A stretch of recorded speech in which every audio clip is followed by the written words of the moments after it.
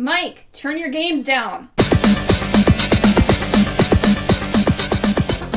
Hi, we're going to another movie episode of Games My Mom Found. I am Mike Albertin, and who's with me tonight? I got nothing. More good to you alive, Kerry Chandler. No good to me dead. Oh! It's screwed it up. I'm Peter. This was never a condition of our agreement. Bingham-Pankratz. Peter did a much better job. What I should have said is, no, Rebel Scum would be the first movie. What the hell is the comment he makes when he sees the bounty hunters? He calls them something scum. We don't need their scum. Yeah, we don't need their scum. I still love that part. Scum is a very popular Star Wars insult. I like it because he says it to some like junior officer, and the junior officer's like, "Yes, sir." Like he's like, "I'm not getting into this." Right. When your boss is making snide comments, you just go like, "Yeah, go, okay, of course." Yeah, snide comments in front of the scary-looking people with guns right. that are standing right above you with their foot leaning over the part where you're sitting in. Yeah. Yeah, I think like Boss, it does seem like Boss kind of picked up on that, you know. Yeah, Boss is standing like right there. He's like, "So what were you saying, buddy?" Right. Boss, I think those guys eat people. Oh, they definitely do deal with Trandoshans are slave traders. I know that. There you go. With Wookiees. Republic Commando taught me that. There you go. You kill a bunch of them in that game.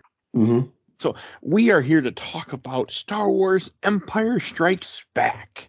It came out in 1980. Long time. I have not seen in a while.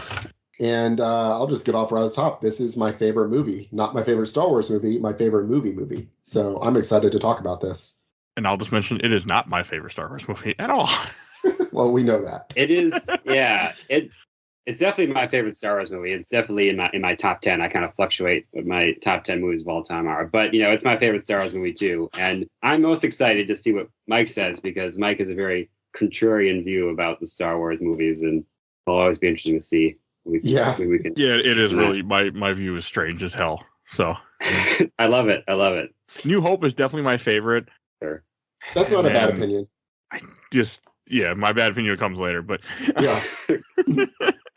We'll get into it. But we did cover New Hope not that long ago, so if you want to hear our first movie opinion, go check that out. I think it's film 29, not too far ago, so go listen to that one too if you haven't. But so Empire Strikes Back, I'm assuming most people know, is the second movie of the Star Wars original trilogy, Episode 5.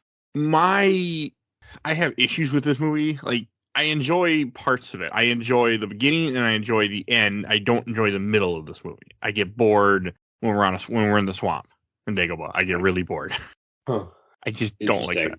Meanwhile, I'm like I'm planning my next tattoo, and it's a quote Yoda says during that middle part you don't like. So. Oh. I mean, most people like the Yoda stuff. I don't know. I just was bored with it.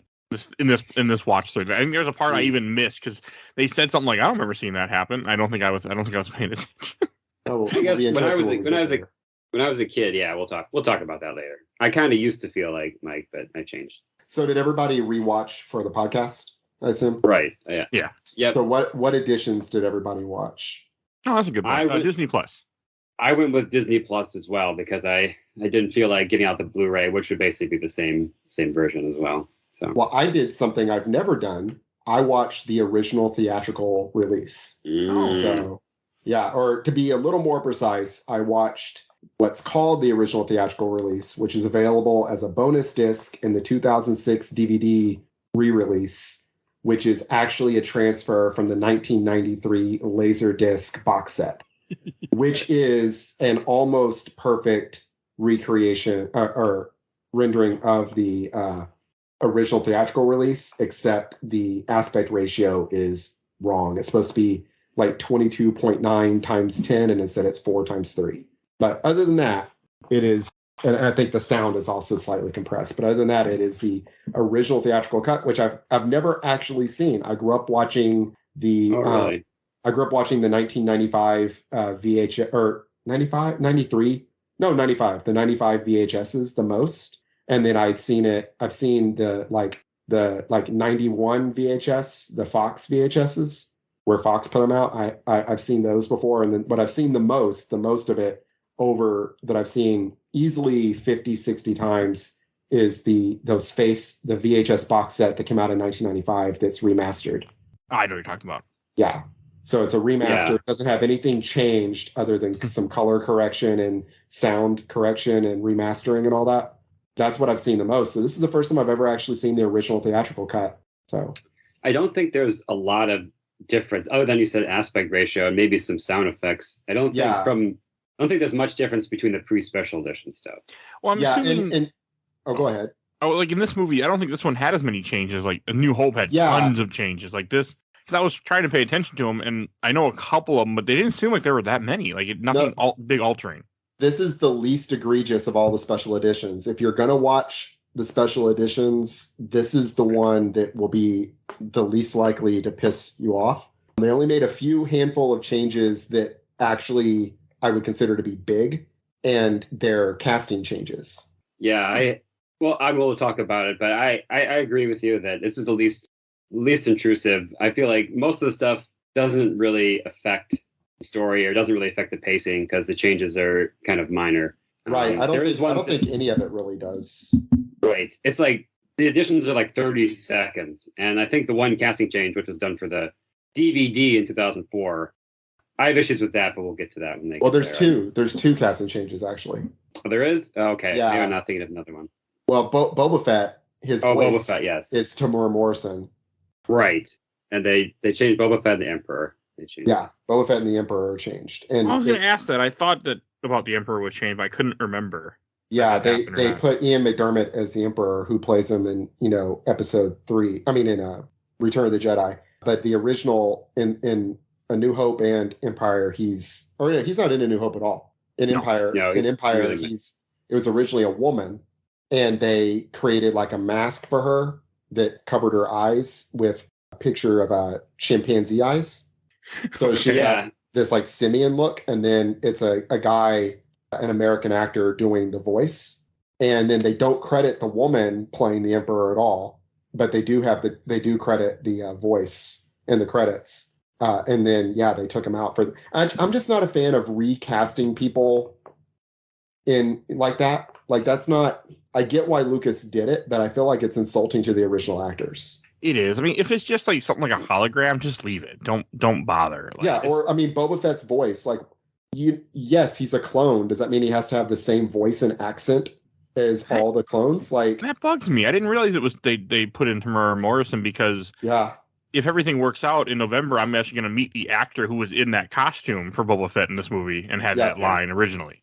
Yes, and he's also, you can see his face in this movie several times because he plays an Imperial officer that you see in like 3 scenes. Oh, that's cool. He's when they're leaving from Cloud City, he's the Imperial officer that grabs Leia and pulls her into the doorway, and then gets held up by Lando's guys. He's like the blonde guy. When you see him in Return of the Jedi, behind the scenes, he has a mustache, but he doesn't have a mustache in this one. So he looks less goofy. He looks like the guy in Return of the Jedi. He looks like the guy that they cast as the BTK killer in Mindhunter. If you've seen that, I have not. Okay, well, he looks like the BTK serial killer. I know who BTK is, but I don't know. It's very strange. Yeah, it's weird, but without the mustache, very strange comparison to pull out. It is. As soon as I saw Mindhunter, I was like, that looks like Boba Fett. The number of people in the world who made that connection is probably very limited, Kerry. Maybe the only one who that serial killer looks like Boba Fett. Yeah, but anyway. But yeah, those are the really the only big changes, I would say. Everything else in the special editions for this, I think, is mostly an improvement. I know Cloud City, when they're going through Cloud City, in the original cut, you just saw barriers because they couldn't animate the outside. And here they have beautiful landscape outside. I don't think it looks that great, but yes, it's fine. Well, I just think it looks, I don't think the effects hold up. But then again, maybe on Disney Plus it does. Yeah, when you're playing with your phone while you're watching this movie, it holds up just fine. Oh, I think it looked pretty good, and I think it helps. It helps if it's like at sunset because when the lighting is low, the effects look better, and then the bright daytime they look a little worse. I think that's what I was thinking.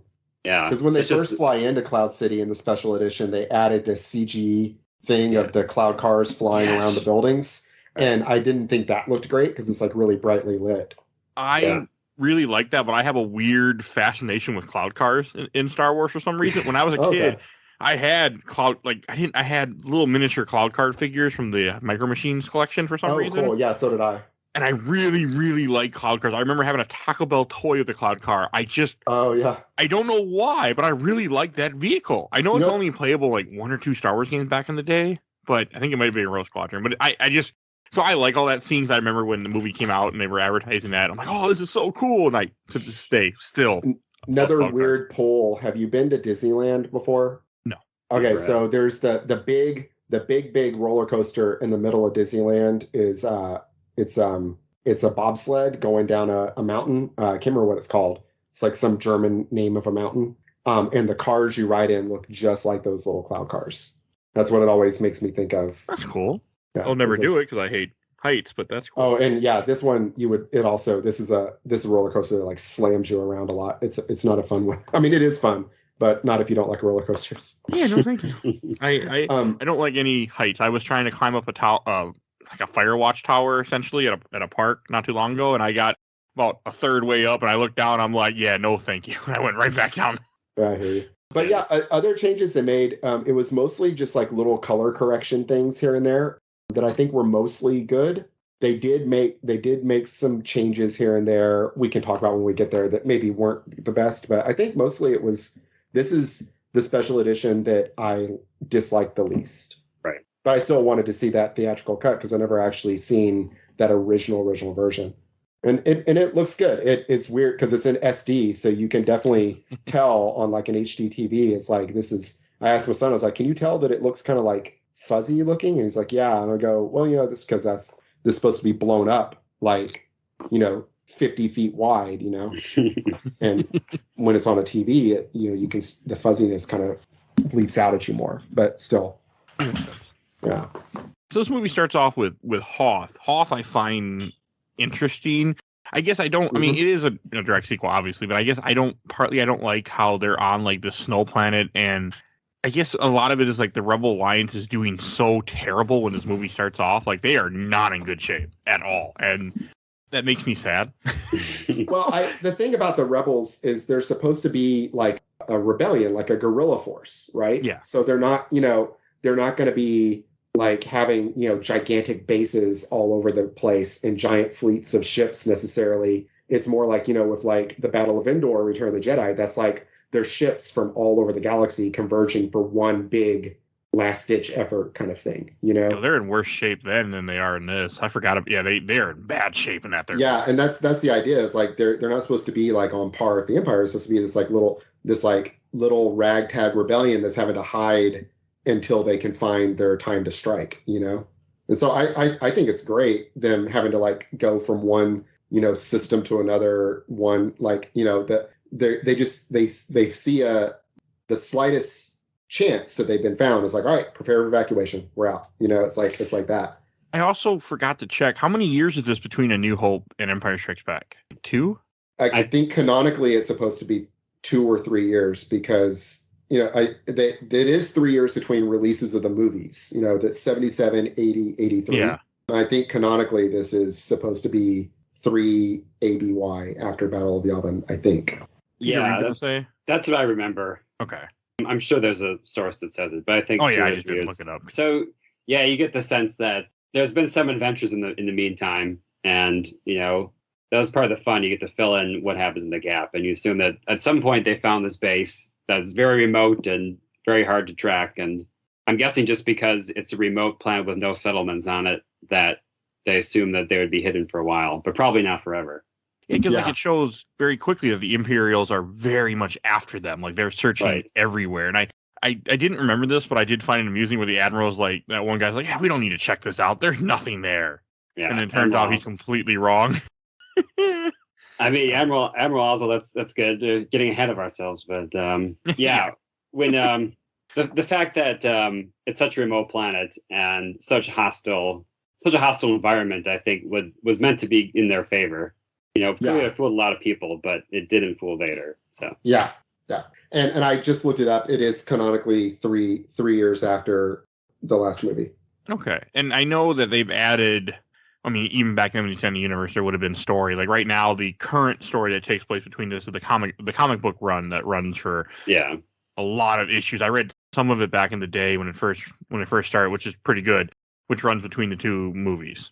Well, I think Shadows of the Empire is still. Oh, that's after this. That's after. I was going to say. I think Shadows of the Empire is still canon, right? It's not. Oh, it's not. Oh, No. that's too bad. It should be. The book, at least. None of it's canon right now until they redo it. They'll probably redo it though, knowing them. I'm sure they'll canonize some bits of it.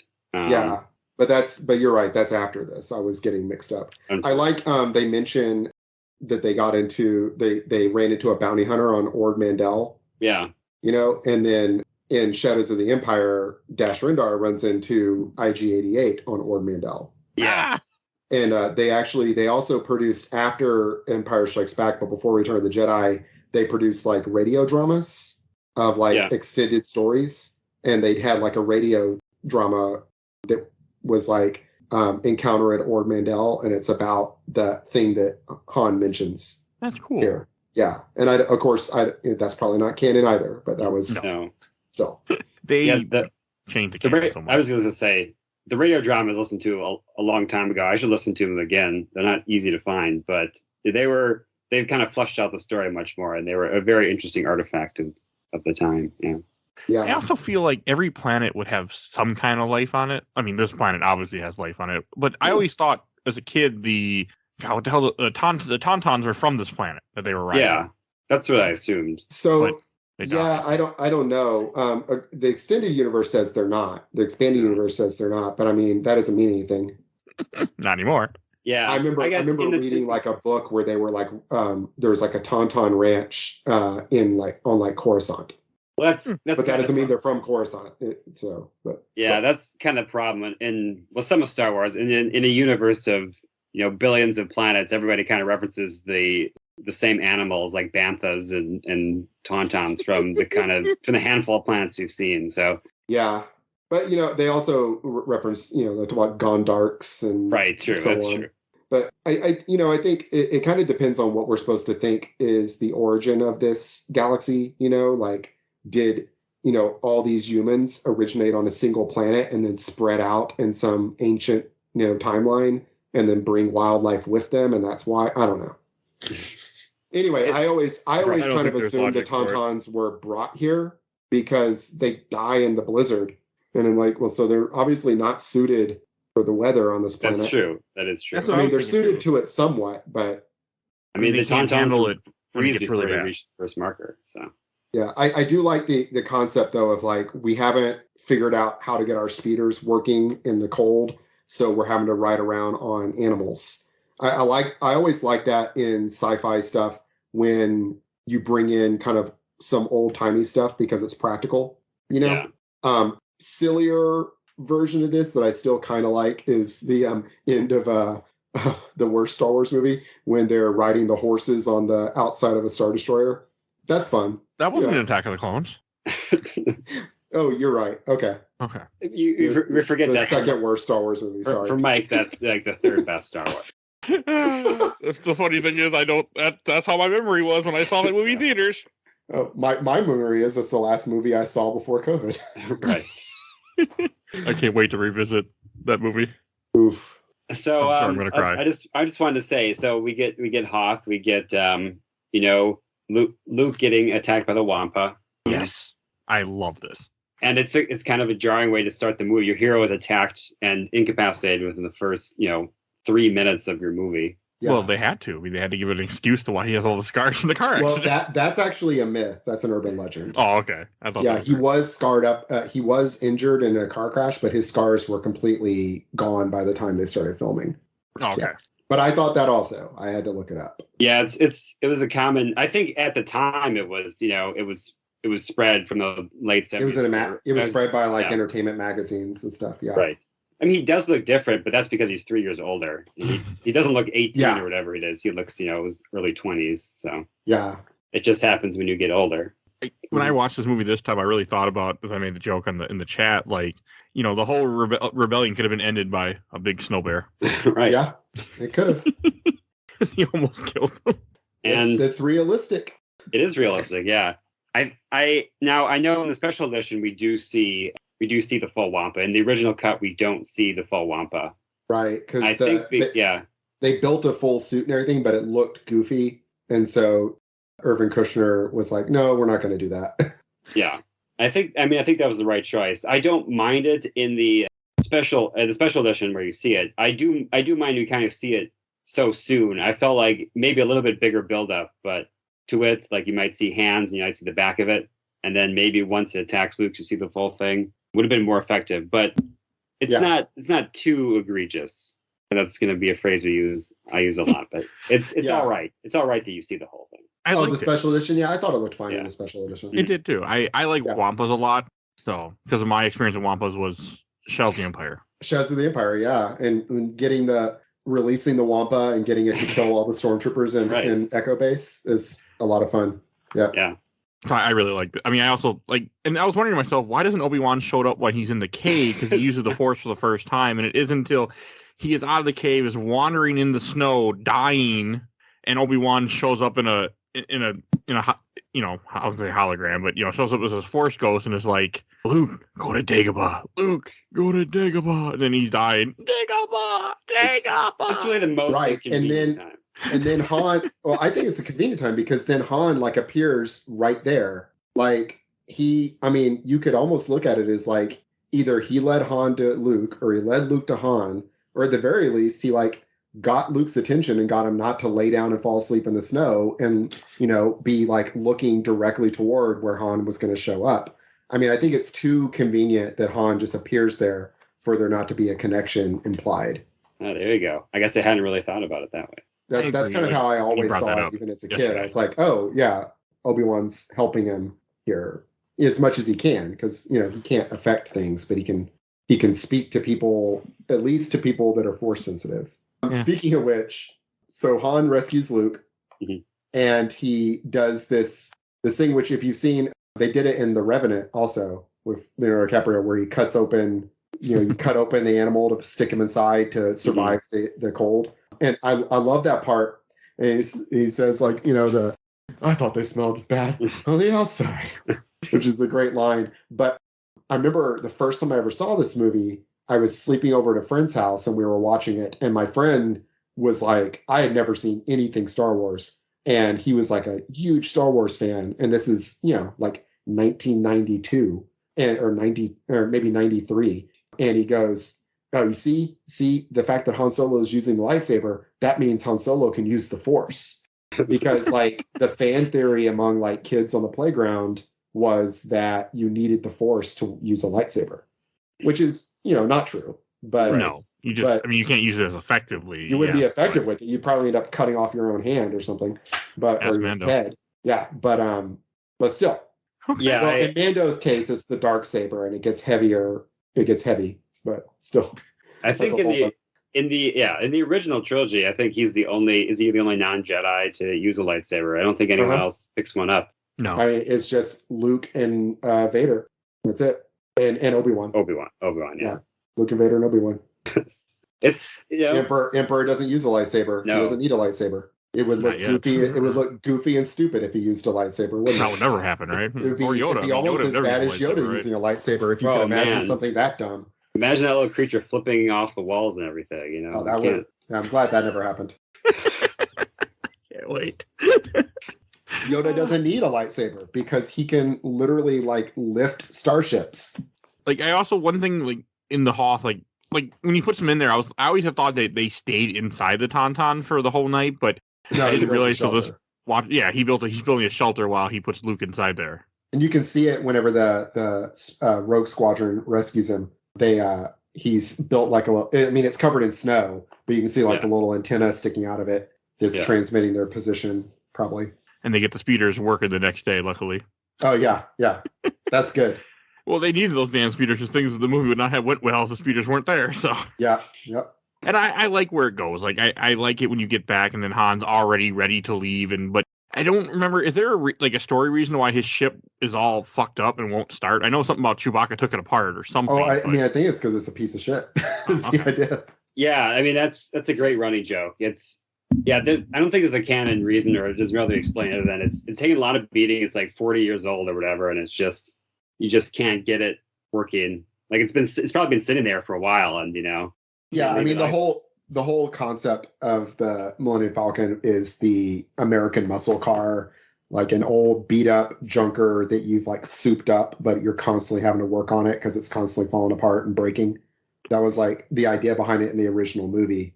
It was, and so I think that's kind of continued here, you know? Okay, I was just wondering if I was missing something that might have been mentioned somewhere else to why it just did not want to work at all for him. Well, and then it's a running gag in the movie that the hyperdrive keeps not working. This movie would be a lot different if the hyperdrive worked just fine. Yeah. Can I say we were mentioning, running gags in the I thought they smelled bad on the outside, but I think this may be the funniest Star Wars movie. It gets a reputation for being the darkest, but there's like jokes every couple minutes, and they're on fire. That is largely due to the change in director. Irvin Kershner was not a big special effects guy. If you look at his movies he had done, he did like a lot of like noir, like detective type stuff, and he did a couple of comedies, and then he did like some like dark kind of war movie type stuff. But mostly he did like these like very character driven movies. And he was like, I don't want this to be a special effects showcase. I want this to be like a story about people. And so he specifically had the writer go back and like do major rewrites to give every character these like humanizing moments and conversations to build character for everybody. And so then, a lot of that is humor, and it really works. Like, I feel like that's one of the reasons this is my favorite movie, but my favorite Star Wars movie is because this is the one that feels like it's the most about the characters. Yeah. And not about big set piece battles and effects and stuff. You're right. I didn't really think about that, but I mean, that I'm glad it wasn't Lucas that wasn't directing this movie. Oh yeah. I mean, I think that's also the best Star Wars movies are the ones that Lucas doesn't direct and has no hand in writing. And Lucas did do a lot of like assistant directing on this one. He directed like he did a lot of what like an assistant director does, like doing like, B-roll kind of stuff in this one. He wasn't supposed to. And it's probably why he got divorced, partly. Because he had promised his wife he was going to take time off. And then he ended up going back. We should also mention, by the way, this is an independent film. And as such, it's one of I think it's maybe the most highest grossing independent film ever made, other than I think Star Wars Episode 1 might beat it, but not when adjusted for inflation. Episode 1 is independent still? Independent in terms of like... It's fully financed by Lucas. Wow. It's not a studio. Yeah. Okay, that's surprising. Well, it is distributed. It's distributed by a studio. Yeah, but I mean, that happens with independent films too. Like, Blair Witch Project is called an independent film, and it was distributed by Miramax or whatever. But it's fully funded by Lucas. He put up all the money for it so that he could have full creative control, but also full profits. But then I feel like there was. Well, I was going to say he paid like $5 million in bonuses to the crew after the movie that he didn't have to. That wasn't in the contracts. He went back and paid all the crew like $5 million total in bonuses. Oh, what were you going to say, Pete? From what I remember, I read, there's really good books I recommend called they're really good coffee table books, The Making of Star Wars and Empire Strikes Back, and they're really huge and they go very in depth into this. But what I remember is that there was definitely financial problems. Like it wasn't. Oh, yeah. It wasn't smooth. Like I think Fox was constantly saying, we're going to take over this production, and things did not go right. And the budget kept having to hide the budget from Fox. They went drastically over budget. Yeah. And he fully, I think he put up like $185 million total into it. Something crazy like that. That might be adjusted for inflation. I'm not sure. It seems, that's probably. But it's the 12th highest grossing film of all time when you adjust for inflation. So. Damn. It worked. Right. Yeah. It was. That's kind of cool. But it was not a smooth production. It was very troubled. Oh yeah. Well, and that's why he had to come back. Yeah. Right. Yeah. Didn't work out for his marriage though, apparently. But. Well, yes. Well, and that who knows where that was going, but yeah. And did his wife edit this one like she did the first one? I don't know enough. I don't think so. Yeah, I don't think so either. She's not credited in the editing of it. I don't think. Okay, she did a good job editing the first one. That's for sure. Yeah. Because I love A New Hope, so. Yeah. Well, this was a good editing too. my opinion of this movie changed because I didn't finish this last night. I watched most of it, and my wife came home, and I had to turn it off. We were supposed to watch it together, but she had to work. And then I got to Cloud City, and then at night I pulled up my phone and watched it on Disney Plus and finished Cloud City, and I enjoyed it. I'm like, okay, I really do enjoy Cloud City. I just don't like some of the middle stuff in this movie. Watch it on your phone, as George Lucas intended. Yes. Hey, you know what? I actually prefer it on my phone because I had subtitles. Because I can't, for some reason, I got a new TV and I'm using a Roku app, and I can't get subtitles on Disney Plus. So it was understandable. Okay, all right. I like subtitles. I mean, I have the volume up high, but I just like subtitles. I do often watch things with subtitles. I not this. I mean, I know this movie too well. I could write the subtitles. Right. I watch everything with subtitles. Everything. It's just how I watch TV. Yeah, I tend to do that as well. Usually. I want to read. Well, plus I'm usually editing when I watch TV, so it really helps to be able to read because you're listening to one thing and you're reading something else, and my brain can apparently handle it better. So. Wow. So I guess we could go to the. I don't know. There's a lot of stuff we could talk about. I like. Yeah. A couple things about Hoth. I want to talk about the speeder battle because like after they get rescued and you have the whole fight where they're fighting the AT-ATs. Like one thing I never caught before was there's a small instance where you find out that they actually got there faster than they were supposed to.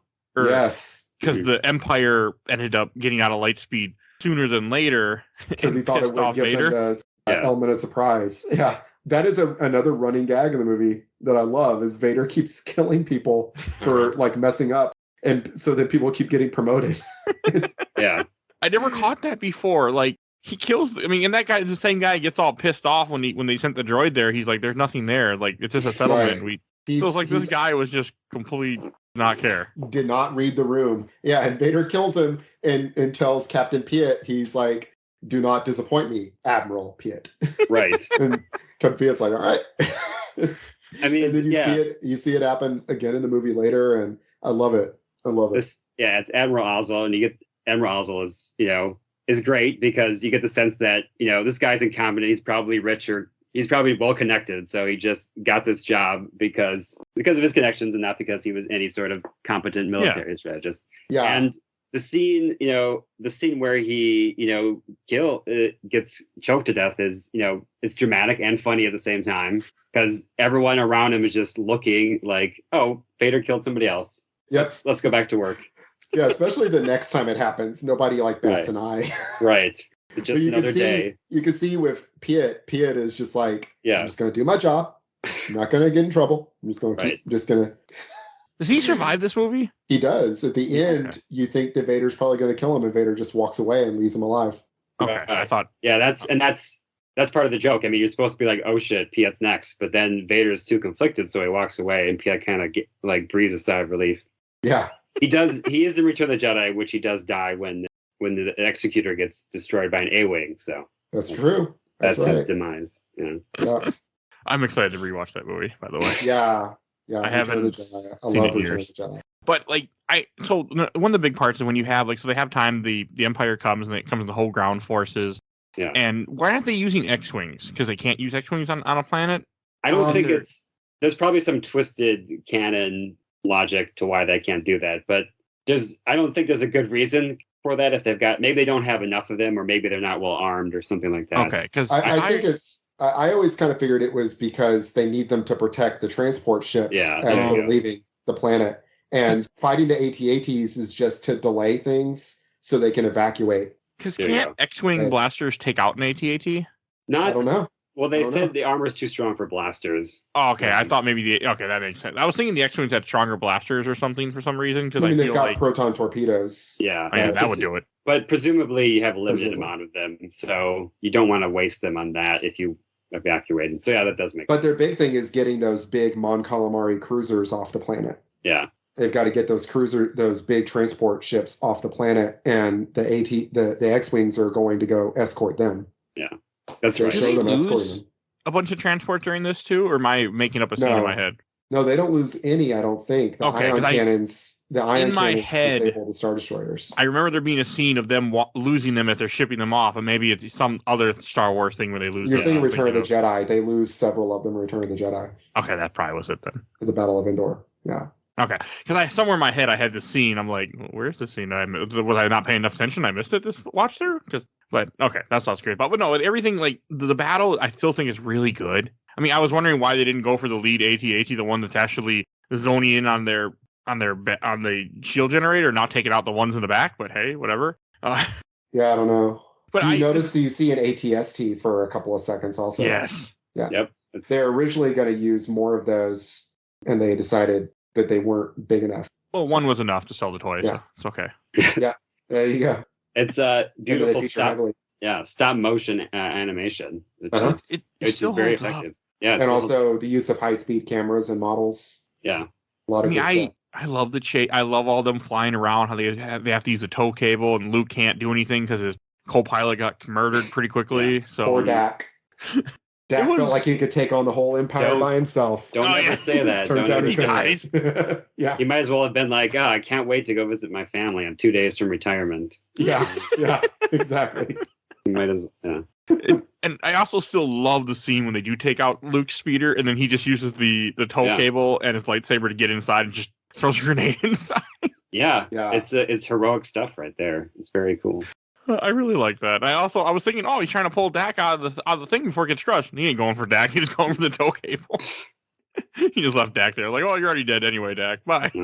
Yeah. So, and then you have like the scene with them inside the base trying to evacuate. And I like how Leia doesn't want to evacuate, that she's waiting until the end. Kind of fits her character. She's going down with the ship, so to speak. Yeah. She's the last to get out.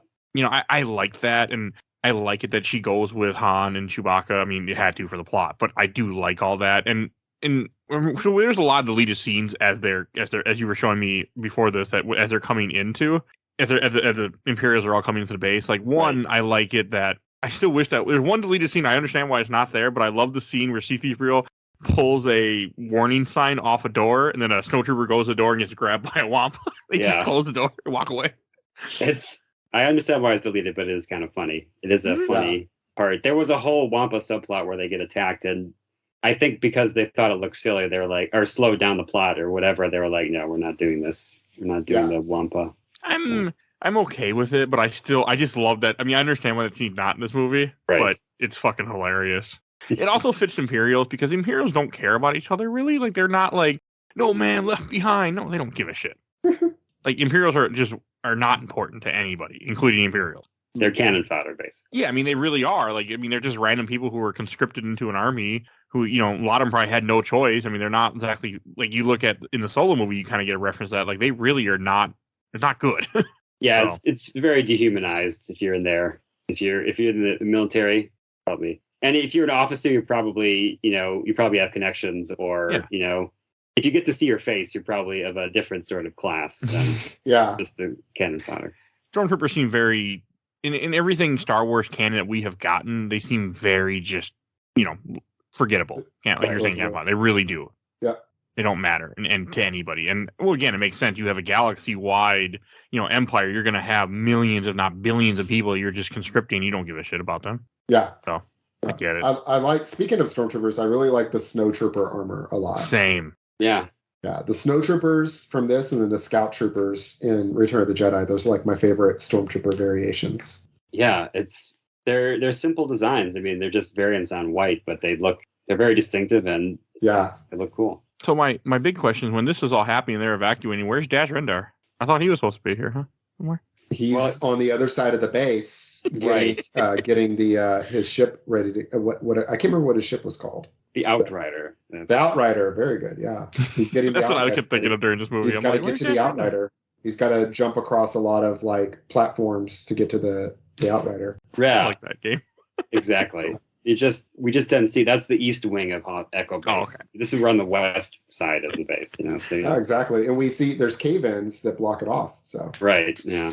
And I thought it was funny that Vader just shows, like, Vader actually goes inside there, look, because he's aware of Luke. He doesn't know Luke is his son, but he's aware that Luke is Force sensitive, I think, right? I think that's why he's obsessed with finding this. Yeah. Because ever since he got into the fight with him in the Death Star run, where he's behind him and he could sense the Force in him while he's like chasing him down, and he tries to shoot him down and he, loses because of Han Solo. He's like, I've got to get this Luke guy. I would say he doesn't know it's his son in the new interpretation of it, but in I feel like in the original interpretation, in the original filming of Empire Strikes Back, there's no way to read it other than he knows he's the son. He's holding it down because of that. And I know they changed that. When he talks to Vader, when he talks to the Emperor, the Emperor refers to him as the son of Skywalker. Yeah, and he doesn't. So there's no surprise. It's just like him talking to the Emperor about what he's got to do. But in the new way they filmed it, yeah.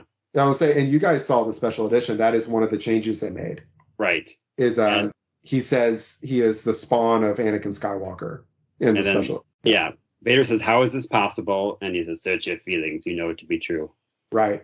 But in the original, it's none of that. It's he refers to him as Luke Skywalker, and or the son of Skywalker, and that's it. There's no surprise. Vader knows who it is. Yeah. I guess over the years, I kind of like interpreted it as like Vader knows, and he was hoping the Emperor didn't. That's and then that I mean, that's just me adding to it in my own mind, but I like the idea that because when Vader, we'll talk about it later, but I think Vader and the Emperor have different plans for Luke. Right. Well, yeah, in this movie where he even says, "Join me, and we'll take over the Empire."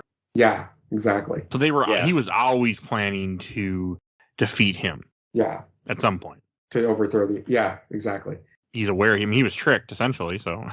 So yeah, I feel like the reason Vader is so obsessed is with going here and doesn't care if like Star Destroyers get destroyed, if any of that kind of stuff, is because he is like focused on we've got to get Luke Skywalker. I've got to get him.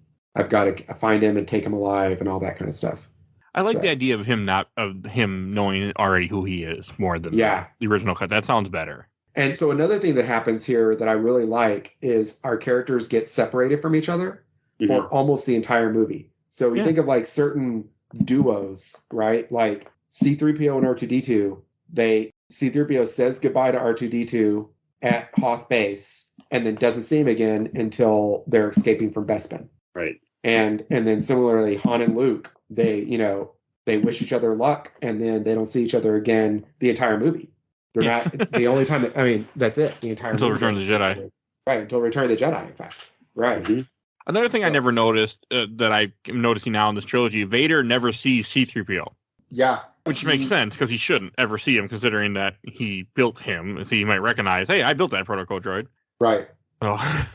Yeah, he never actually, I don't think in the entire series does he ever see C-3PO. In the entire trilogy, I mean. No, he doesn't. I guess he doesn't. I feel like I read that there's like a scene where they're in the same shot once, but I can't think of where that would be. So A New Hope, maybe when they're getting onto the Falcon, when they're escaping the Death Star, it might have been nearby. Yeah, they're technically they're like across the room from each other, but that's it. They're across the he would look like other protocol droid, but he's never near him enough to be like, wait a second. Which, I mean, the thing is the prequels are stupid. And there's good things about the prequels. I think each of the prequels has something good in it, but they just added so much like dumb stuff that if you accept the prequels, it creates all these plot holes that people are always like, oh, isn't it funny that blah, blah, blah. It's like, well, no.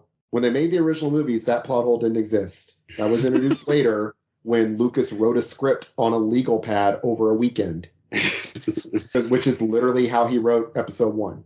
He wrote it on a legal pad by himself without input from anyone. And so you get stupid stuff like Anakin building C-3PO. Yeah. Like, honestly, C-3PO and R2-D2, there was no reason for them to be in the prequels at all other than member berries, which is one of the problems of every Star Wars made after the original trilogy. But anyway. So So, I mean, you bring up a good point, though, them being separated. I guess that's what I also didn't like. I didn't like them being separated because like you have the Falcon ends up escaping, is getting chased by the Empire and can't use the hyperdrive because the ship sucks. And then they go into an asteroid field to hide where you do see a scene of like Star Destroyers just getting destroyed because Vader doesn't care. And I think that's... Yeah, you see it happen. I love it when it happens because you see a asteroid hit the bridge of a Star Destroyer and then it cuts to Vader talking to 3 different people. 2 of them are holograms, one of them's Piet, and one of the guys in the hologram, you just see him like scream silently and look off camera, and then his hologram flickers out. I love that. Yeah, it's that is great. Really good storytelling. There's it's a technique where you show one scene and then you show a connected scene happening elsewhere, and it helps like create an idea in your brain of where things are at. And I think it's a really good use. I don't know what that technique is called, but it's a really good use of that technique. Yeah, that's Yeah. it's such a little moment, but it's so great. And the fact that like Vader doesn't even care. It's just like, oh, that captain's gone. We have so many more to go. Yeah. And you think about like today, in today's, Navy, right? If the executor is an aircraft carrier, right? Right. And then each of the Star Destroyers is a destroyer. A destroyer, that's like a $50 billion piece of equipment with like 10, probably, in real life, 500 people on board, like that's You're gonna care. In Star Wars, it's probably like 10,000 people on board. Yeah. It's just like, and he's like, yeah, whatever. Right. Well, I mean, also, I think it plays into the part of what this movie is also trying to tell you is how Vader doesn't really care about the Empire like you think he does. Right. He's a part of it. But he's not as concerned with it as you might think. Yeah. Like he wants to overthrow the Empire. He wants to kill the Emperor. He doesn't. I think at this point he realizes, in the movie tried to tell you that. I mean, even though you don't know it, but he was tricked. He was tricked into this because he had a bad dream. So yeah, and he's kind of been. I mean, he's kind of going on and kind of doing what he's doing because he has a dark personality, but also because he's under the thrall of the Emperor. Yeah, and he just can't quit him as much as he'd like to. Quitting is an option either. I think he'd probably be murdered. So right. Well, that's part of it. Yeah. Yeah. He definitely doesn't. The Empire in this movie is a means to an end for him. Right. And I was trying to think, why would the Empire go along with this? But they're trying to defeat the rebels who just a couple years ago blew up the Death Star, their main battle station. So I'm sure to them it's like, yeah, we want revenge on these rebels too, so we're going to find the pilot who blew up the Death Star. So some of them are going along with it because of that. Plus, the Empire is so huge. I mean, you think about like how many. I mean, not even talking about all this extended universe stuff that we know. Just the simple fact of like you have something this big. I mean, there's going to be thousands and thousands and of ships. Right. So it's like, I mean, this is kind of, and most, I think, at this point, I don't think there's that many conflicts anymore because almost everybody's been killed that was a conflict. At least in the original canon, there wouldn't have been much conflict, I'm assuming. Right? I mean, well, it was a period of civil war, but I assume that, I guess, we're led to assume that the rebels are on the run, so the battles are getting fewer and fewer, and they're probably one stroke away from dying, being wiped out. So that's why it's so precarious. Yeah. Anyway, yeah. So where are we at? So they left the asteroid field. We can talk about that. Like, I don't know. I missed it when they flew in because they're hiding in the asteroid field, and he goes inside what he thinks is a cave. I love that part. I missed that. I must not have been paying attention because I didn't see him fly into a cave. Yeah, he does like a pretty neat like flip going in there too. He flies over the cave, then does like a big like 360 like flip down into it. Yeah. They didn't have to do that flourish, but they made a nice little flourish. And it plays like the music kind of swells a little bit. I mean, it's okay. I like the banter between them. I like seeing how Leia and Han argue a lot and stuff. But also clearly like there's a flirtation going there. Yeah. I mean, there was one scene I put my notes for Han's being a jerk where she's like, "Let me go," and he's like, "No," and I'm like, he's being it's definitely old-fashioned. A little bit old-fashioned, yeah. No, it's a little old-fashioned. I mean, I think they've implied that they've already kind of like started something going on. There's something going on with them over the last 3 years. There's been some implication of that, I feel like. And then, she's being like a little like unreasonably like salty toward him at first before he does that. And I don't think that necessarily means that it's justified or anything, but I think that that's kind of in a more old, a movie from 1980, it is relatively not that crazy. No, it's very normal for the time. It's just something that occurred. Yeah, it sticks out now. Yeah, it definitely sticks out now. I'm not insulting the movie for. I really like when they're in the little like room, the little closet, fixing things, and they almost kiss, and then C-3PO walks in to tell them that they fixed something, and he's like, "Really? Thank you very much." And he turns around and she's gone. I like that. There's also a deleted scene of that with Luke where she's about to kiss Luke, and then C-3PO comes in, and then she runs away. Yeah. So I mean that was an ongoing thing. Yeah. Planet, but it's really good. It's that I enjoed, like having the are they lilacs? No, not whatever the hell the bugs that are eating outside of the ship. What are they called? Minox. They chew on the power cables. Okay. I mean, my question, like, you think that would have really drawn them? Like, why are these things inside a cave in the middle of space? Well, I mean, I assume that they live in caves in space like that. Like, I assume that that's normal for them to live, and they've just like they're hiding. They're in this because this is a cave. It's just a cave made out of a creature. But I mean, it's you know what I mean. Like it's. I assume that that's just they are a creature that survives in the vacuum of space. Okay. When feeds, like a silicon-based creature, and they feed on energy. Okay. When I first saw this, I always thought it was like part of his immune system or something. Oh no, I mean, even then, it would be like parasites maybe that you normally find inside such creatures. But I mean, I don't know, because Han is familiar with them and doesn't seem like surprised that there would be Minox there. Yeah. So, but I like when they get out and you can tell the ground is like squishy. Yeah. And it's also like hot and there's like steam. And it's like, what? Wait a second. Yeah. There shouldn't be steam here. Which, it's subtle. It's subtle clues, I feel like. Yeah, it's true. And of it's course, also the iconic leaving in the teeth. Leaving. Oh yeah, that was. Oh yeah, really love it. And then they end up getting seen by when they get out of there, they leave the asteroid field and they get seen by the Star Destroyer. And is this where they fly in the back? Yeah, this is where they fly in the back of it. Like they go right underneath it, then he just hides on the back. So I love this part. I was pointing this out to like my wife and my son when I was watching it. I watched it this morning, actually, right before we started recording. But they, I watched the whole movie this morning. But I mean, they, he's like, put power to the forward shields. It's like, you're not going to try attacking them, are you? and C-3PO starts rattling off the stats again, and she tells him to shut up this time. And then they just charge right at him, and like, what are they doing? And then like he flies right between them, and the Star Destroyers like grind against each other. They collide. I love that part. And then he disappears, and the guy's like, I'm gonna prepare my shuttle. I'm going to take full, credit for losing them or whatever. And then later we see Vader's killed that guy. He goes, "Thank you for apology accepted." Apology accepted. Yeah, that's right. I love it.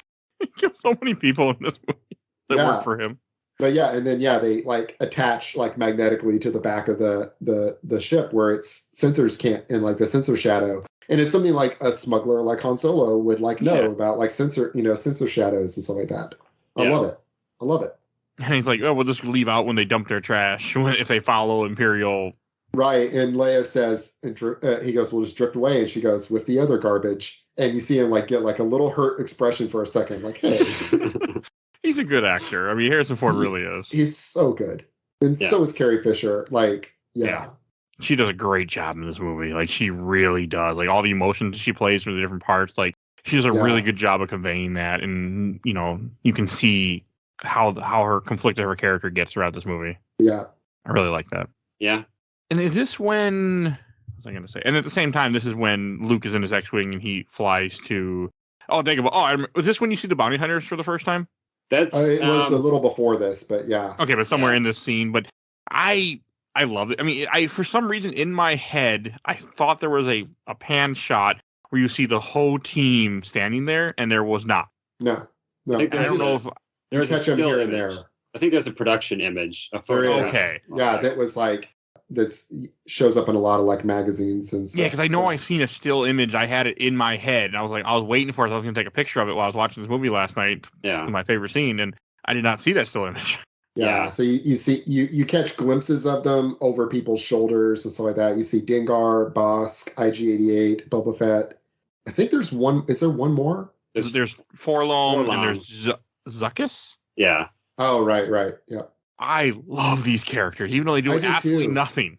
Yeah. These are my favorite characters. It adds, like embroidery, so to speak, right? It's just like, you think to yourself, like, I wonder what that guy's story is. Why has he got all those bandages? What's with that? Find out. What's with that droid? Yeah. We'll sell you material to tell you. Yeah.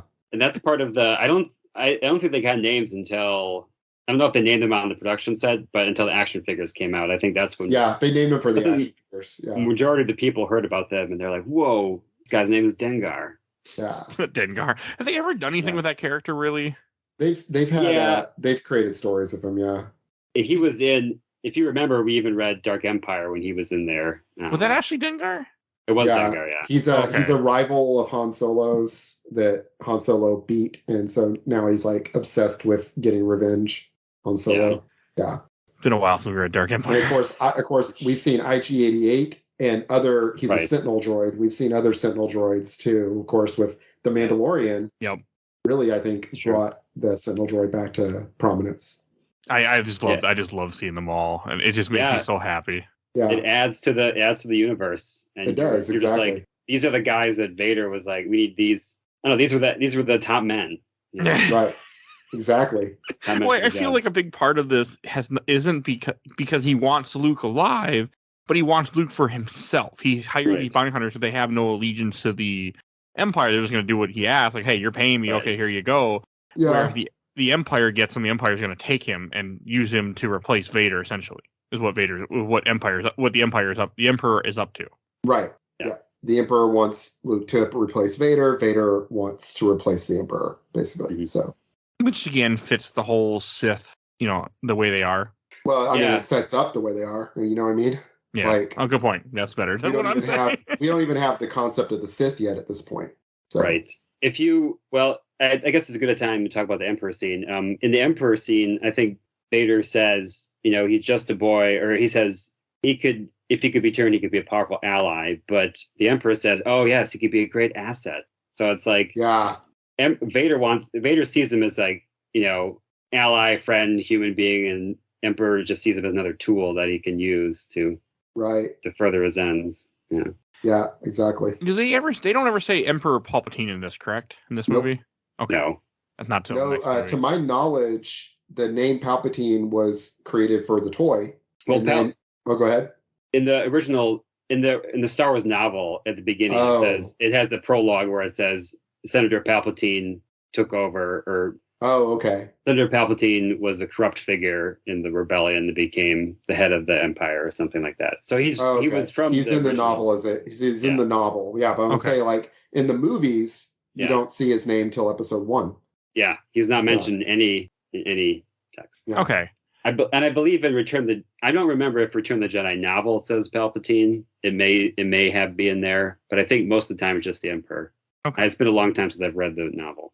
I just remember in the toy figure it said Palpatine, and then when I saw Episode 1, I went, "That's the same guy." I remember I had an aha moment as a kid, so that's how it stuck. There were some people who didn't know Darth Sidious and Palpatine were the same.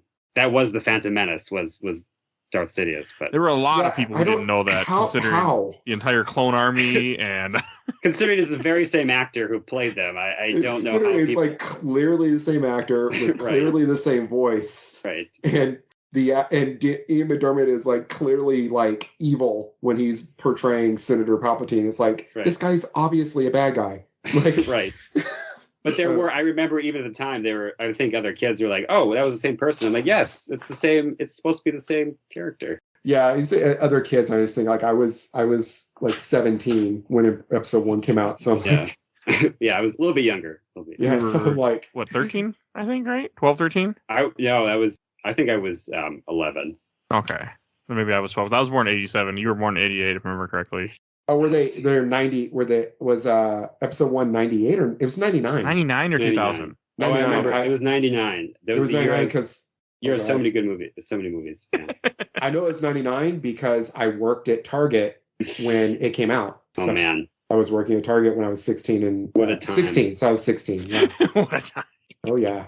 I got a lot of Episode 1 Star Wars toys still in my collection from when I worked there. Oh. I got two Darth Maul statues right up on the shelf to my right. There you go. The only thing in Episode 1 I would rescue from a fire. Darth Maul. I got it right there. I know we're getting off topic, but for the longest time I had all the Pepsi cans. There was 24 I did have the gold one. I think there was the 25th one. But I had all of them, like, they were open, of course, but they were all on my shelf for like 10 years. I had them all there. I'm looking to my right, and it's like directly in my eye line is a Darth Maul coffee mug. There you go. Or tumbler, right, insulated tumbler, and then directly above that is a 6-inch or 7-inch Darth Maul statue, and above that is a 12-inch Darth Maul statue. And those were all vintage from Target from the time. Yeah, those are all purchased at Target. I did the thing where when stuff goes on clearance, you just put it behind something, and so then the next week they mark everything an extra 10%. You just put it behind something. So they don't do that anymore. They don't do that anymore. No. But when I worked there, I worked at Target too. They used to do the same thing, and I remember I once got Ninja Gaiden 2 really like for a couple bucks for 360 when it wasn't a couple dollar game because it had fallen behind a shelf and they had found it. They're like, "I know you collect games." I'm like, "Oh, I'll take this in a heartbeat." Never played it, but I own it. Last thing I'll say about that is that same time I worked at Target was when Target discontinued selling Super Nintendo games. Oh. And so they marked all their Super Nintendo games like 80-90% off.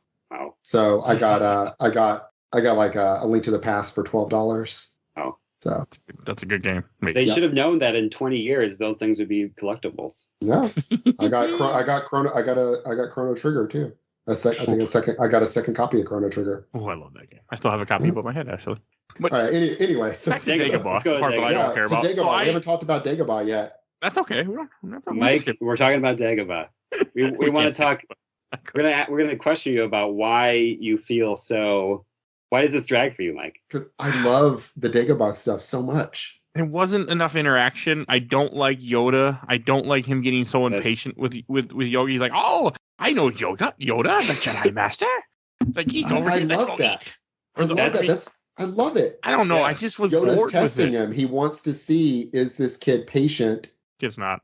or is he impatient? Is he reckless? Because I don't want to train the next Darth Vader. This kid is powerful. I don't want to train the next Darth Vader, so I'm going to test him. I'm going to see how does he treat a weak, silly little forest gnome that is annoying him. Is he going to try to like kill me with his lightsaber? Is he going to ignore me? Is he going to listen to me and treat me kindly? Is he going to take food out of my hand and then sniff it and throw it away because I touched it? Like, okay, that part was just like, I'm like, why, Luke? Like, you aren't going to eat it. Why'd you take it from him just to throw it? Or at least give it back to him then. You're like, here you go. But it's keeping in character. Luke is like irrational, and immature and foolish and naive. Like, it makes sense that he would be that way with it. I don't know, that he would assume that a powerful Jedi Master is going to, he assumed he's going to be human because he's racist. But, he doesn't assume that this little, like, funny little creature that's, like, wrestling over a flashlight with R2-D2 is going to be a great Jedi Master. I was also thinking, shouldn't R2-D2 recognize Yoda? Because R2-D2 was never reset. Again, prequels don't count. I know. I wasn't... I'm not amused about that part. He accesses data banks. You're like, this guy was very famous. He was on the head of the government. He had a palace right next to the Capitol. No, I mean, I know it. It's like a different thing when you write fiction later. But I just it would have been. The thing is they could have fixed it at the end of episode 3. Jimmy Smits tells Wedge to wipe C-3PO's memory banks. And he could have just easily said, wipe both their memory banks. And then bam, there it is. Yeah, but they never wipe R2-D2's. Yeah. Right, but he should have. That would have fixed it. There's a Clone Wars episode where where he's like, you wipe your droid, right? He's like, no. And they have to go rescue R2 because he has all the secrets of the Republic. Yeah, exactly. So, I mean, it's an ongoing joke about how they never did that. Yes. Because Anakin's a dumbass and won't reset. Which makes the original trilogy not make sense. Yes, exactly. But I mean, no, it doesn't matter. I mean, I always understand you write prequel fiction. ObiWan also doesn't remember R2-D2 in the first movie. Well, but, I think that's more of a fake because he never actually owned the droid. But I think he's well aware who R2-D2 is. That's how I take it. Yeah, I think that's based on the prequels. I don't think there is any reason to think that watching the first movie. Right, no, I'm just putting things together that I want to put together, making them fit. Yeah. So speaking of such things, someone pointed out that if you look at this movie is supposed to be taking place 5 years before, or 5 years. I'm sorry. Solo is supposed to take place 5 years after the ObiWan series is taking place, or 5 years before the ObiWan series is taking place. Okay. Right. And so 5 years before the ObiWan series is taking place, based on that would make the little girl in Leia and Obi-Wan 5 years old. And Han Solo is, Oh, I get where you're going with this. Okay. Yeah. So that's again, when you start adding new things, everything gets murky and weird. Well, it's typical Harrison Ford character, though, as we saw in Raiders of the Lost Ark when he was Marion. Yeah, I think Marion was 13 or something. In the original script, she was 13. Yeah. Right. Let's not focus on that. Or actually, not even the original script. If you just do the math of what they say in the script. Right. But yeah. Yeah. Anyway, Yeah, Dagobah. So I love so many things about this. I like this is one of the when they land and C-3PO falls in the water. I mean, not C-3 R2-D2 falls in the water. Know what you meant. And all that. That is one of the scenes that Lucas actually directed himself. Oh, okay. They added it in, and they filmed it in his backyard. His swimming pool. He was having a swimming pool installed, and they used that swimming pool and then dressed it up as Dagobah for that scene. Oh, Okay. I did not hear that. That's very interesting. Yeah, that's a little trivia thing I was reading. I was like, that's crazy to think about. Right. It was kind of cool. There were cool parts to Dagobah. I just was bored overall. I wanted him to get to Cloud City. No, part of it is I love all the stuff on Dagobah, and I want the stuff on Dagobah. I want more of it. I want to see more of Luke training. You know, he's not there very long, right? Or is he there longer than I think he is? Because they don't have hyperdrive when they go to Cloud City, so they're okay. Yeah, this is a whole problem, right? So canonically, according to sources that are still considered canon, the Hoth and Bespin are 1,150 light years apart, which means without a hyperdrive, it would take 1,150 years to fly from Hoth to Bespin. Okay, so it's safe to say they didn't fly that whole way then. Well, that's so in the canon, they added in a canon source saying that the Millennium Falcon, in like one of the tech book, basically the books that have like technical specifications of the ships, one of them is considered canon. It says that the Millennium Falcon has a backup, much slower hyperdrive that would make it to where it would take like just a while, but it wouldn't take years to get there. So I don't know. They had to have some sort of hyperdrive, or else Bespin and Hoth have to be in the same star system. I always like a few months that they're traveling. I mean, it could. It's not ever said. Okay. It's not ever said. I feel like it's still supposed to be a short amount of time. Yeah. Because I feel like Luke, maybe a week, like being generous. Like you don't see days pass and everything, but it seems like a week is a fair bet based on what we see in the movie. Because they were all wearing the same clothes, really. Yeah, but I feel like, I mean, by the end of Luke's training, you see him like doing like somersaults and all sorts of stuff, and you see him like doing like complex like force stuff, lifting multiple things at a time while standing on one hand. And then when he fights Vader later, he like does like a super speed jump at one point and things like that. And I'm like, I always like to just imagine that he was on Dagobah for like 6 months. 8 to 10 weeks is what the internet says. Yeah, but I mean, that's and is that canon, or is that just like people's head canon? I wonder. I don't know. It's just what popped up when I searched it. The first thing that came up. I should read the novel. Probably has something. Oh, there's no official answer to this question, but according to Mr. Pablo Hidalgo, creative executive member of the Lucasfilm Story Group, it is possible Luke Skywalker was on Dagobah only for a few weeks, but it would have felt to him more like months, approximately about 6 months. Okay, so he's just spitballing, really. Yes, no one really. They never. Yeah, no one knows. Is the answer. Okay.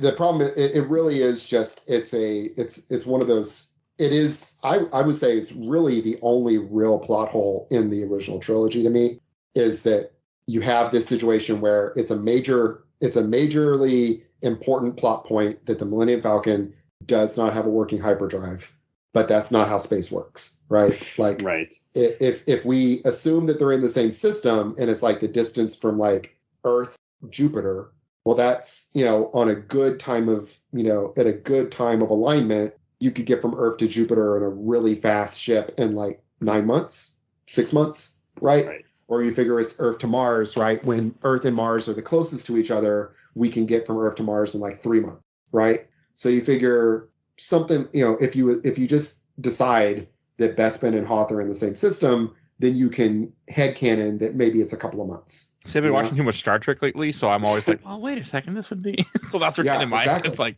exactly. Yeah. Without warp speed, you're not going anywhere in space. So. Yeah, right, exactly. And hyperdrive is more. It's different than warp speed. It's more like opening a wormhole. Okay.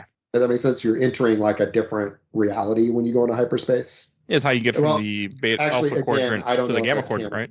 Yeah, I don't know if that's canon, but yeah, in warp, you're creating a bubble around your ship, and then that bubble can fly at the speed of light because it's not being subjected to the forces of physics. Is the idea of warp. So, Oh yeah, okay. We'll just say 6 to 8 weeks. Yeah, whatever. Yeah. But that's kind of funny. They never did give a actual answer. Like all the stuff that's come out canon wise for this and the universe. You think somewhere someone would be like, yeah, put a little line in here just to say, yeah, it took them a while, like something. But they really need to come up with something.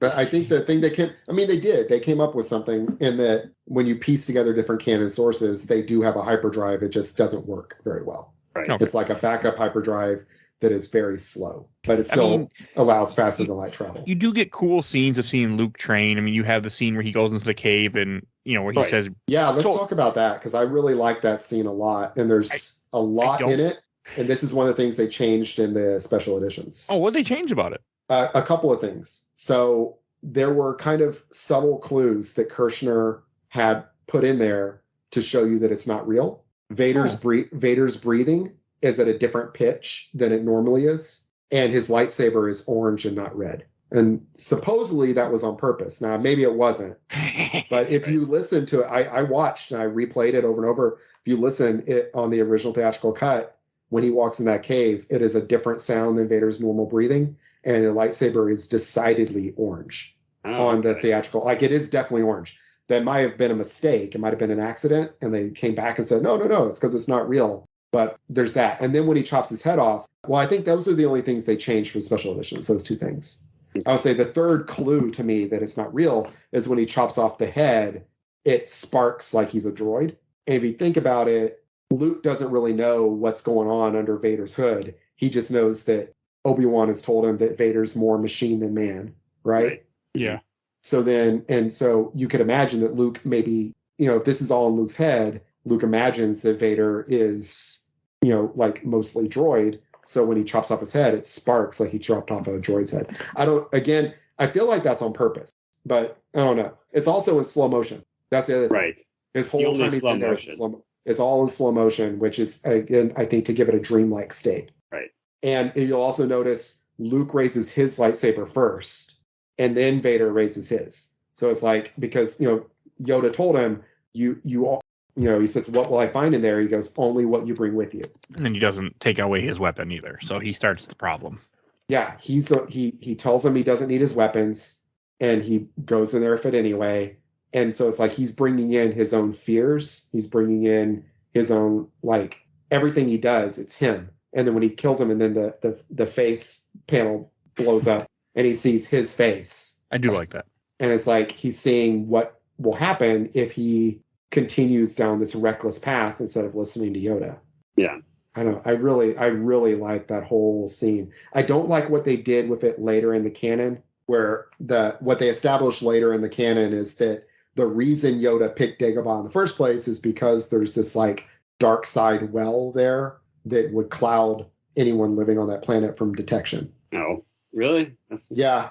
I'm okay with that, because that might be extended universe, but I think that's canon, that he went there specifically because that dark side well there would mask his Force signature to anyone searching for a powerful Jedi Master. I feel like that is canon, because I feel like in Clone Wars there's a comment of Dagobah in Clone Wars. Right, exactly. And then, but that's fine. Yeah, I think they go to Dagobah in an episode of Clone Wars, actually, and that's the whole thing. But yeah, it's fine.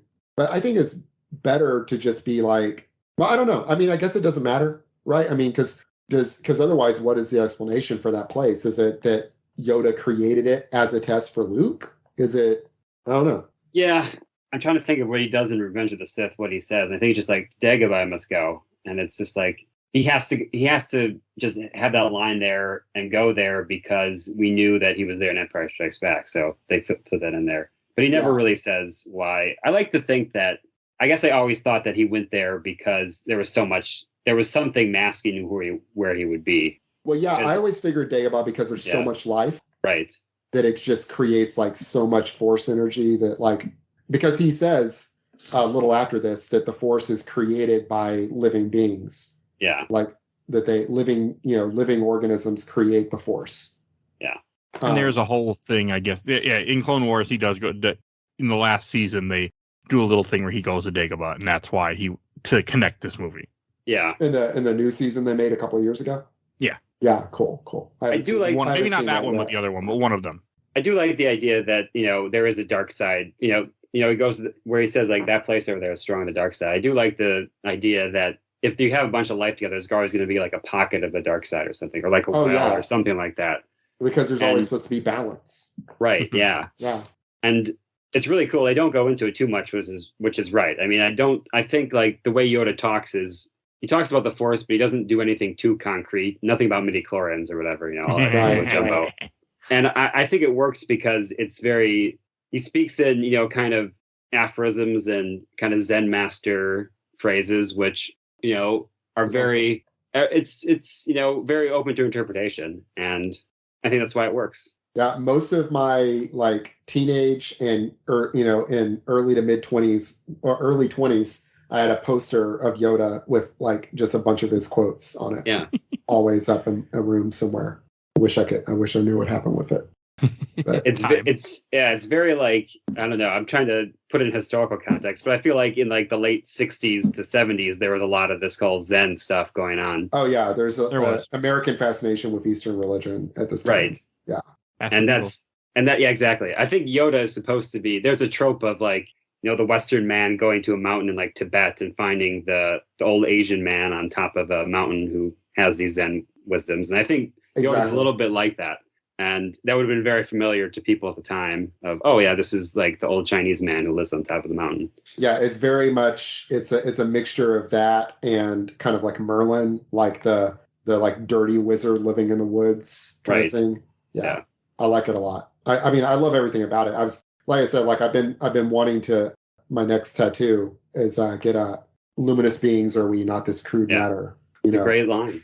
Yeah, it is. I mean, it's a big part of like, it's really silly to say, but like my like spiritual beliefs align largely with Yoda, which is nothing wrong with it. It feels silly to say, but it is. It is where I fall. Considering what state you live in, it's a good thing you're not following the other religious beliefs in that state. So hey. Yeah. So I mean, it's just I just love everything with Yoda in this movie. I love him riding around on Luke's back in a little backpack, training him like that. And it very much like I think of, well, like you were saying, like the Zen master on the mountain thing. I think of like Kill Bill Volume 2, the harsh tutelage of Pai Mei, and it's different, but still like Pai Mei like sitting there and like smacking her with his little stick whenever she tries to rest and stuff. And I think of that of Yoda riding on her back, riding on his back and telling him what to do and all that. I love when he's like bouncing on top of Luke, and then Luke loses concentration when the X-wing sinks, and his face is concentrate. It falls. He has got a great face there. Oh yeah, he does, and I love that they used Frank Oz for the voice of him. Oh yeah, there's a story that they tried to launch a campaign to get Frank Oz nominated for an Academy Award. Oh, they did. Yeah. Lucas spent a lot of money on an ad campaign to get him nominated, but they didn't. The Academy is like very dead set against voice actors. Right. Yeah. But I mean, he sells the role, and he really does. Yeah. And the puppetry is great too. I mean, I was looking at it as a modern viewer and saying, wow, I really believe that that's a real character. Like there's very little like, oh, that's a puppet. And watching the movies with my 10-year-old, which I mean, we started watching these when he was 4, and he's a big Star Wars fan like me, and I've been really good about not pushing my opinions of the movies on him. But I was really he like agrees with me that the practical stuff looks so much better than the CG stuff. Right. And he, even though like his favorite Star Wars movie is Rise of Skywalker, that's okay. That's okay. He still, like, you can tell, because in the sequels, that is one good thing I'll say about the sequels is they use a lot of practical. Mm-hmm. They use a lot of practical, and there's a story which may not be true, but has been spread a lot by the people involved that Ewan McGregor's either his daughter or his niece. I know it's his niece because his daughter wasn't born yet. That she visited him on set when they were filming. No, it wasn't that, but it was something. Oh no, he showed her Empire Strikes Back. And she immediately, when she was like 3, and she immediately connected with Yoda and said he looks like he's real. And that Ewan McGregor shared that story with J.J. Abrams when they were doing something else together at some point. And so then when Abrams got tapped to do Force Awakens, he really pushed for the use of practical effects and puppetry over CG.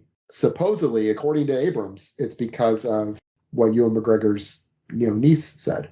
Yeah, that's cool. It's a good story. Yeah, if it's true, I mean, I don't know if it's true, but I mean, allegedly, it definitely makes a good story, which always makes good stories are always a little suspect to me as a history teacher, but still, I like it because it really does sell it. And I can say if my son, like, he definitely prefers the practical effect looking stuff more than the CG stuff. And he's a little kid, but because it looks real.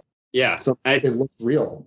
Things just look, the actors' eye lines will match up as opposed to if it's just a tennis ball on a stick or something. And when characters are being filmed on a set, instead of in front of a green screen, you look at them filming like episode 2, and it's like nothing is real, not even the ground.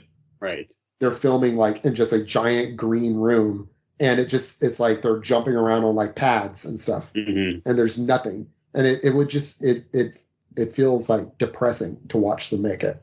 Whereas you watch this, and it's like they built Dagobah, they built this set. This movie. Speaking of, we didn't mention that they built the Millennium Falcon. They built the entire ship for only this movie. It's the only movie that they used the entire thing for.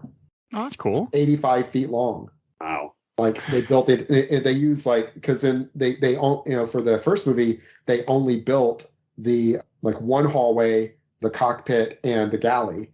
And then for Return of the Jedi, they only have the cockpit, and then that's it. And then, but for this movie, they built this entire 85 foot long ship, and then they rebuilt parts of it for the Force Awakens, but they still didn't use the whole thing.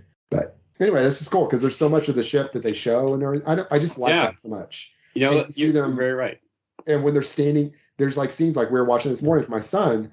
And we're watching, and there's a part in the beginning of the movie where Leia is standing next to an X-wing while she's talking, and it's like she's next to an actual X-wing, right? And it makes it look so much better than if it was. So that's one of the things I gush over is how much better Yoda looks in this than he looks in the prequels.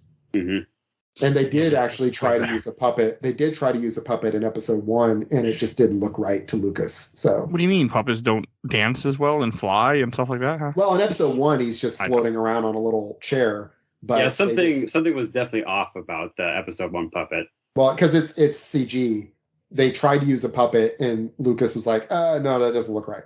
Well, you're right. Theatrical version, it was a puppet, and then for the DVDs, they changed. Yeah, that's true. Yep.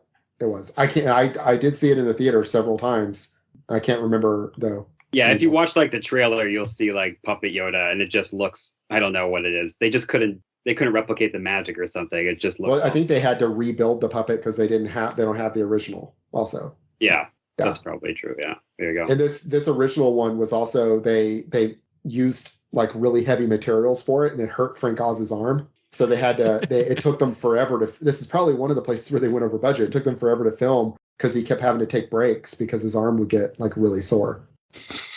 Or arms, because if you watch him do it, he's using both arms. They're doing it the Muppet style where he's got one hand inside the puppet and one hand operating like the arms on like a thing. But no, I love all that stuff. I like when Yoda picks up the X-wing. Oh yeah. And I love, like, before he does it, what he says to Luke, where he says, "Size matters not. Judge me by my size, do you?" And Luke looks at him and then looks down. He goes, "And well, you should not, for my ally is the Force, and a powerful ally it is." I love that. And then later when he picks it up and Luke goes, "I don't believe it." And Yoda says, "That is why you fail." Oh man, I'm getting chills right now talking about it. I'm like shivering thinking about that line. Like, they are good. I just was bored. So okay. I mean, when I was a kid, I was bored too, but as I've grown older, I've come to appreciate those things. Oh yeah. When I was a kid, my favorite was Return of the Jedi, and this was my second favorite, and they flipped, and now Return of the Jedi is my second favorite. Yeah. I'm curious. I actually, when I was doing my rewatch how many years has it been since Rise of Skywalker came out now? I didn't finish Return of the Jedi. I got burned out on Star Wars. It was December 2019. I can say that for sure. Might as well have been 10 years ago at this point. Yeah. I never finished it. So I'm actually excited to go back and watch Return of the Jedi because I haven't seen that whole movie in so many years. Yeah, so when I was a kid, when I was a little kid, or I say little kid, I mean, I was like 12, 13. When I was a young teenager and dumb, I would watch the Star Wars VHS over and over again, the face ones, the 95 remasters. And I would usually, what I would do is I would watch all three, and then I would go back and watch Return of the Jedi. Like that. So I'd watch them as like four. I would watch all three, and then I got to where I would skip the first one and just do Empire and Jedi. I know when I was younger, I didn't like A New Hope. New Hope had really grown on me. Same. And now, as an adult, I really like it. It's my third favorite, but I love it. But yeah, it's Empire just. But anyway, we are So they're on Dagobah, and meanwhile on Bespin we have some really fun stuff happen. I love C-3PO getting blown up.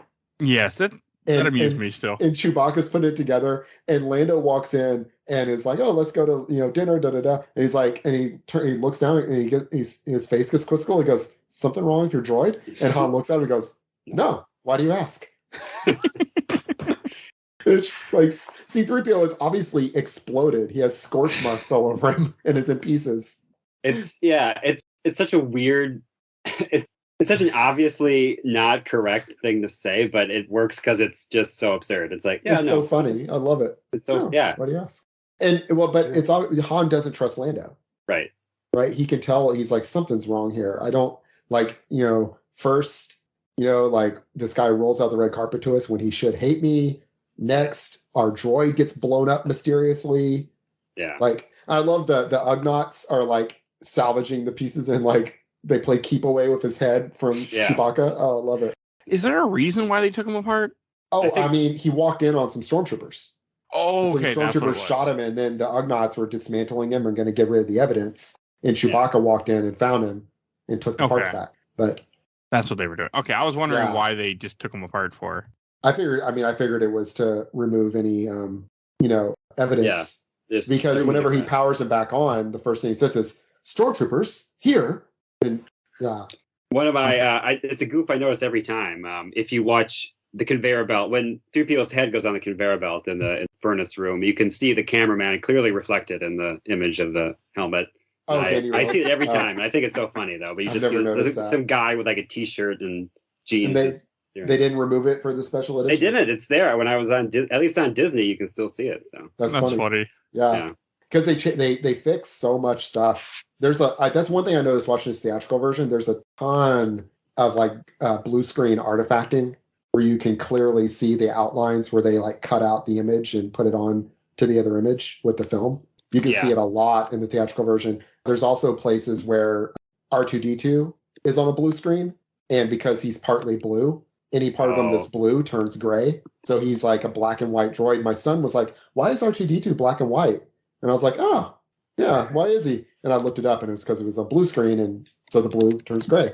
But they fixed that stuff on the special edition. And that's something I don't mind either, because 100%. It looks a lot better, and I don't necessarily care that that's not how it was presented originally. I'm like, okay. That's why I like the Star Wars Demastered project, where they go through and painstakingly remaster everything, but don't change things. Right. That's the best. That's the best situation. That's what I feel like Disney could sell a whole new Blu-ray box set by doing that, but they won't. But they could. Right. But they won't. They have it within their power. They have it within their power to do this, and it would make them so much money, I would think, because it would give them an excuse to reissue the Blu-rays and get people to buy a second or third set of Blu-rays. And you'd be one of them, so. Yeah, I would 100%. Both of you. I'd much rather watch a HD remaster that's unchanged than this like SD theatrical cut I watched. But anyway, so they're on Cloud City, and it's a lot of fun. I like Billy D. Williams as Lando. He does a good job. This is also my first time ever seeing this actor in a movie. Oh, well, he's in Batman. Yeah, well, I've seen him in that too, but at the time. Oh, I saw that. Batman was one of that was like a movie I should not have seen in the theater. That my grandfather took me to see Batman when I was 6, 1989. I saw Batman in the theater, and whoo. But yeah, he's Two-Face. Yeah, I like that he's in there. But I mean, he does a good job in this movie. I love Cloud City. Like, that's when I watched Cloud City, this scene, most of it when I was on my phone at night. I went to bed and I was like, I should get some sleep. I'm going to finish Star Wars just in case I'm too tired in the morning. And I just started watching it, and I really forgot how much I enjoyed this scene. Oh yeah, enjoyed everything with it. I love everything on Cloud City. I love the idea of, like a mining, like this basically space station inside a gas giant. Yeah. Like, I love it. I was going to say fun alternate reality. Billy D. Williams was one of the actors that auditioned to play Han Solo in A New Hope. No. Yeah. He was one of many actors who auditioned, but he did audition to play Han Solo. That would have been something. That would have been, yeah. Whole other thing. But yeah, no, I love him as Lando. I love how he's just like relentlessly hitting on Princess Leia. Right. And she's like, I think she's just like pretending to go for it to make Han Solo jealous. I think so too. I think that's how we're supposed to read it. Yeah. I don't think she's actually taken in by him. No. But I love, when he betrays them and he brings them to the dinner and I love Han immediately pulls out his blaster and tries to kill Darth Vader. Yeah. Like no hesitation. It's like there's that guy. Shoots him 3 times. Yeah. He just takes his gun from him. He's like, well, that's nice. I love it that he blocks the blasters with his hand. Right. And it's like, that's something we haven't seen. That's pretty cool. And I don't think we really ever see that either. No. I think Vader is one of the most powerful Jedi that ever lived, I want to say. So right. And it's pretty neat. When you think about it, like later, in one of the things I like about the sequels, when Kylo Ren stops the blaster bolt in midair with the Force, I feel like that's like you thought it was cool when Darth Vader blocked one with his hand. This guy can stop them in midair. They were just trying to make that movie cool. That's all. Which I think it works. I like it. I like The Force Awakens. I like The Force Awakens also. Yeah, it's the first. Okay, it's the second one I hate. Yeah, but there's good and bad about all of them, I think. But anyway, I like that whole scene, and that's also, fun fact, the first time anyway, Han Solo and Darth Vader are ever in a scene together. That's right. Yeah. Oh, okay. Yeah, that, and then when he freezes him in carbonite, are the only times they're ever in the same scene together in the whole trilogy. And then you get introduced to my favorite character of all time, Boba Fett. In this. Yeah. Well, I know he doesn't do anything in these movies, and we've seen him in the background. We saw him in the background earlier, but yeah, this is when he has his one line. Yep. Well, he has 5 lines in the movie. Yeah, he has 5 lines. As you wish. Yeah. Yeah. You can go through his lines. Yeah. Yeah. This is the first one. Now he has a very pronounced New Zealand accent, but Yeah. But yes, he does. Whatever. But anyway, I like it. I was always, as a kid, very just mystified by it. I was like, ooh, this guy in his armor is really cool looking. He's not mentioned by name in the movie. No one says Boba Fett. Not in the original. In the special edition, they add in a line of someone saying, Lando says Boba Fett. Oh, does he? Yeah, he says something like, he took Han Solo, he gave Han Solo to a bounty hunter named Boba Fett. Yep. Okay. Yeah. But that was added in the special edition. Okay. Yeah. Also, the other reason I love Boba Fett, when I was a kid in elementary school, I had a shirt with Boba Fett on one side and Vader on the other. I used to wear it all the time. One of my favorite shirts when I was a kid. Yeah, no, in the original trilogy, Boba Fett's name is given as said twice in the same line. Han Solo on the skiff when he's blind. Boba Fett. Where?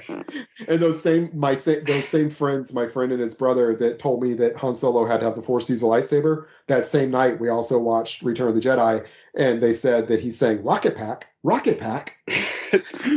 I'm like, is that what he's saying? But, why do kids make up this dumb stuff? You know what? I mean, how were we supposed to know his name was Boba Fett? That's true. Yeah. In 1994, 1993, whatever. Yeah, you weren't you got to have a book for that. Yeah.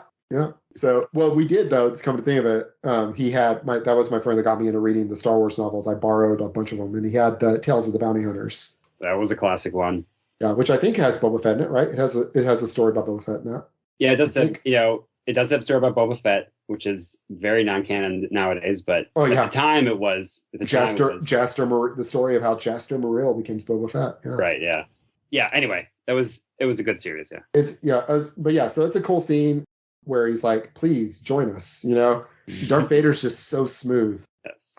And we'd be honored if you'd join us. He's very catty. Be honored, yes.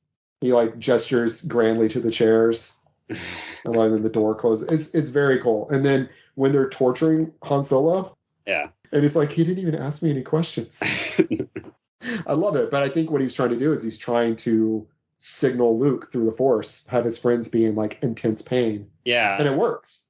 It is a cool scene. That's what draws him away from his training to bring him to Bespin, is that they are being tortured for no reason.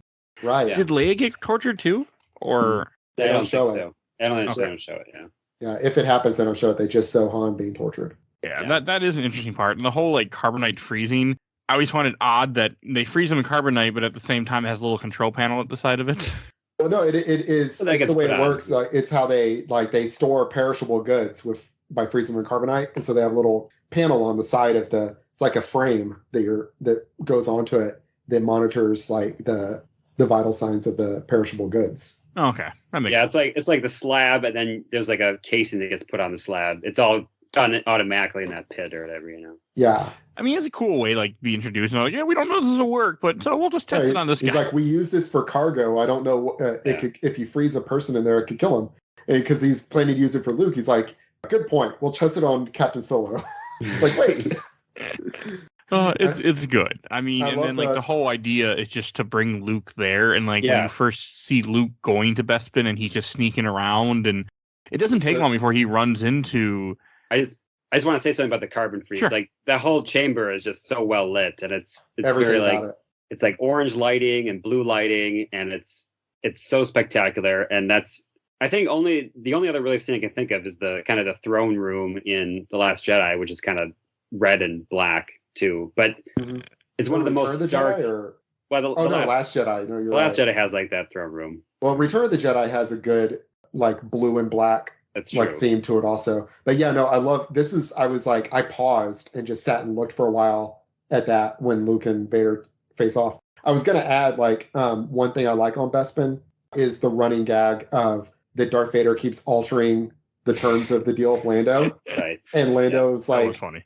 He's like, I've altered the terms of our agreement. Pray that I don't alter them further. Or when he says, perhaps you feel that you're being treated unfairly. Right. He's like, no, I just love it. Vader's got the cat. He's got the cattiness down. Yeah, he's so good. And Lando is like, this deal gets worse and worse all the time. Right. Just it's so good. And then Lando decides to betray him at the end, and which is good. Like you have that small scene where he's like, get out. I mean, the Imperials have taken over. Get out if you want. Get out now. Yeah, this is another place where they made a very minor change in the special editions that I don't think really matters, but they added one word. Oh, they add. So when he goes on the intercom, he says, attention.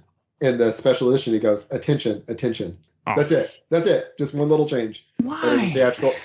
That's what Lucas always intended. He just didn't have the money to put that extra word in that. I don't get stuff like that. Just doesn't make sense. Just leave it alone. That kind of tinkering, that's why I'm glad that Lucas doesn't have control of Star Wars anymore. I mean, it works. Like, I have no issue with it. It makes sense. It doesn't matter. It doesn't matter. But just, why change? Just leave it the way it is. I was looking at a list of the changes, and I'm like, what? Why? Why does that matter? But yeah, he says, attention, this is Lando Calrissian. And in the new one, he goes, attention, attention, this is Lando Calrissian. I really want the story notes for the special edition. Like, I just want, I want the notepad that because presumably Lucas sat down and, watched the movie and was like, I want to change this, I want to change this. And I just want to know what his process was. Like, I want, the original notes of him writing down, I better change this. I have to add that word in there. If I put Tamura Morrison's voice in here, I don't have to pay royalties to the guy that played Boba Fett anymore. Right. I mean, I assume it's part of it. It's probably, yeah. I know that they definitely did that to the guy that voiced the Emperor. He doesn't get any residuals anymore, and he is not happy about it. And he is credited, though. They did not change it in the credits. It says, I think his name is Clive Revel, but it's like Clive Revel as the Emperor. Yeah. It's a mistake. Yeah. Or maybe not a mistake. I don't know. Lucas also quit the Screen Actors, the Directors Guild and Screenwriters Guild over this movie.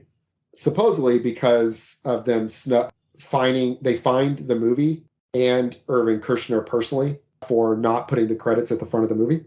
Yeah, that was a big thing. Yeah. And so Lucas paid the fines, and he paid Irving Kershner's fines, which was $250,000 just for Kershner. And then he renounced his membership in the the Screenwriters Guild and the Screen Directors Guild. Yeah. And he's never rejoined either. So anyway, so I like the whole changing the agreement. I like when he releases Chewbacca, and as soon as he takes the cuffs off Chewbacca starts choking him out. And he's like, I had no choice. And then Leia goes, oh, you hear that, Chewbacca? He had no choice. But if he wouldn't have choked him for a minute, they might have made it to the ship in time. Yep. Well, yeah. They were just might have, because they were about a minute behind. I mean, yeah. Maybe you shouldn't be choking the guy to help. I mean, I get it, but choke him later maybe, or something. Yeah. Well, Chewie's just so emotional. He's just a Wookiee. I mean, I get it. He is. It makes sense that he'd be emotional, but still, yeah.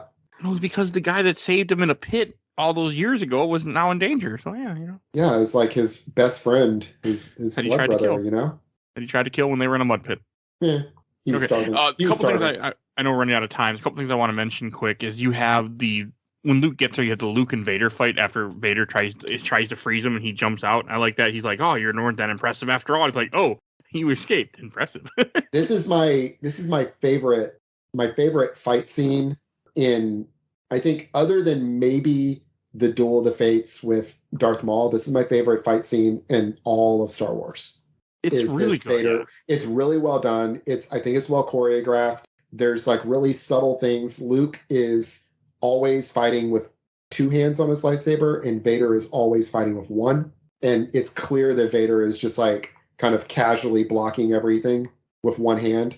Like it's kind of like showing you that Vader is far superior, but then Luke does get the better of him a couple of times. Yeah. When he does, like you said, he knocks the lightsaber out of Luke's hand and then backs him off into the carbonite freezing thing. Mm-hmm. And then he pulls the lever and says, "All too easy." Yeah. And then you see Luke super speed fly out of that thing. Right. And Vader misses it at first. Yeah, he doesn't see it. He's like looking down, and then he comes out. He's up above him. He hears him clanging around up there. And then Luke jumps out, rips down a hose, sprays him in the face with coolant.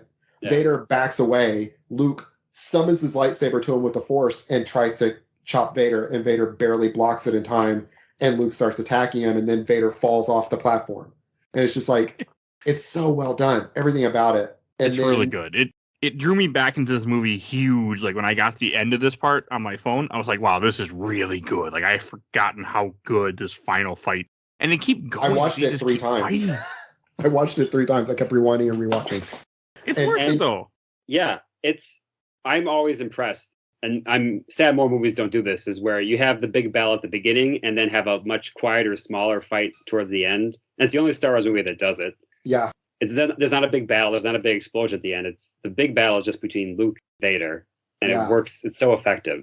And you don't need like a shootout or anything. Exactly. No, I mean, it's just 2 people trying to kill each other with right, swords. Yeah. Well, and not because Vader's not trying to kill him. Is the thing. Vader wants to take him alive. And so Vader, Vader's not going all out. He's like one hand lightsaber fighting him.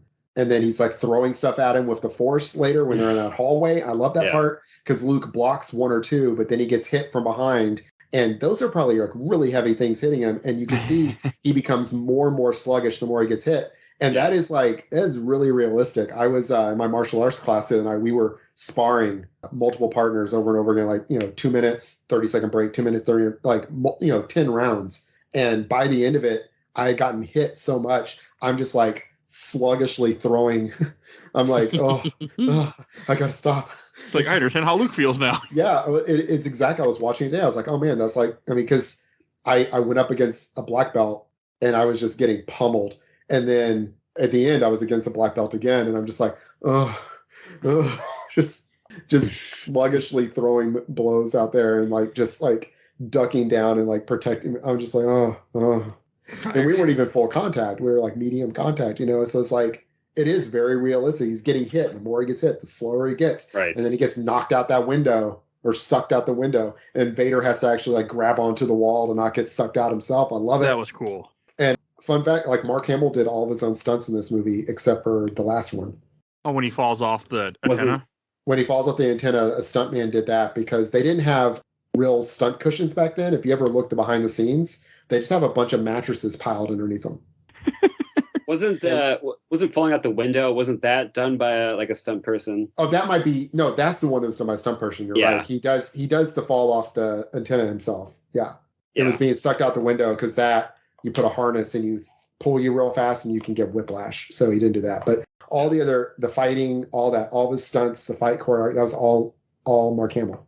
It's cool. He did a good job. Yeah. Like it's just such a good scene with him. And he's just on this like little antenna thing because he's trying to get away from Vader, and then he gets his hand. Does he get his hand cut off at this part or before this? He gets his hand cut off while he's on the antenna. Okay. Yeah.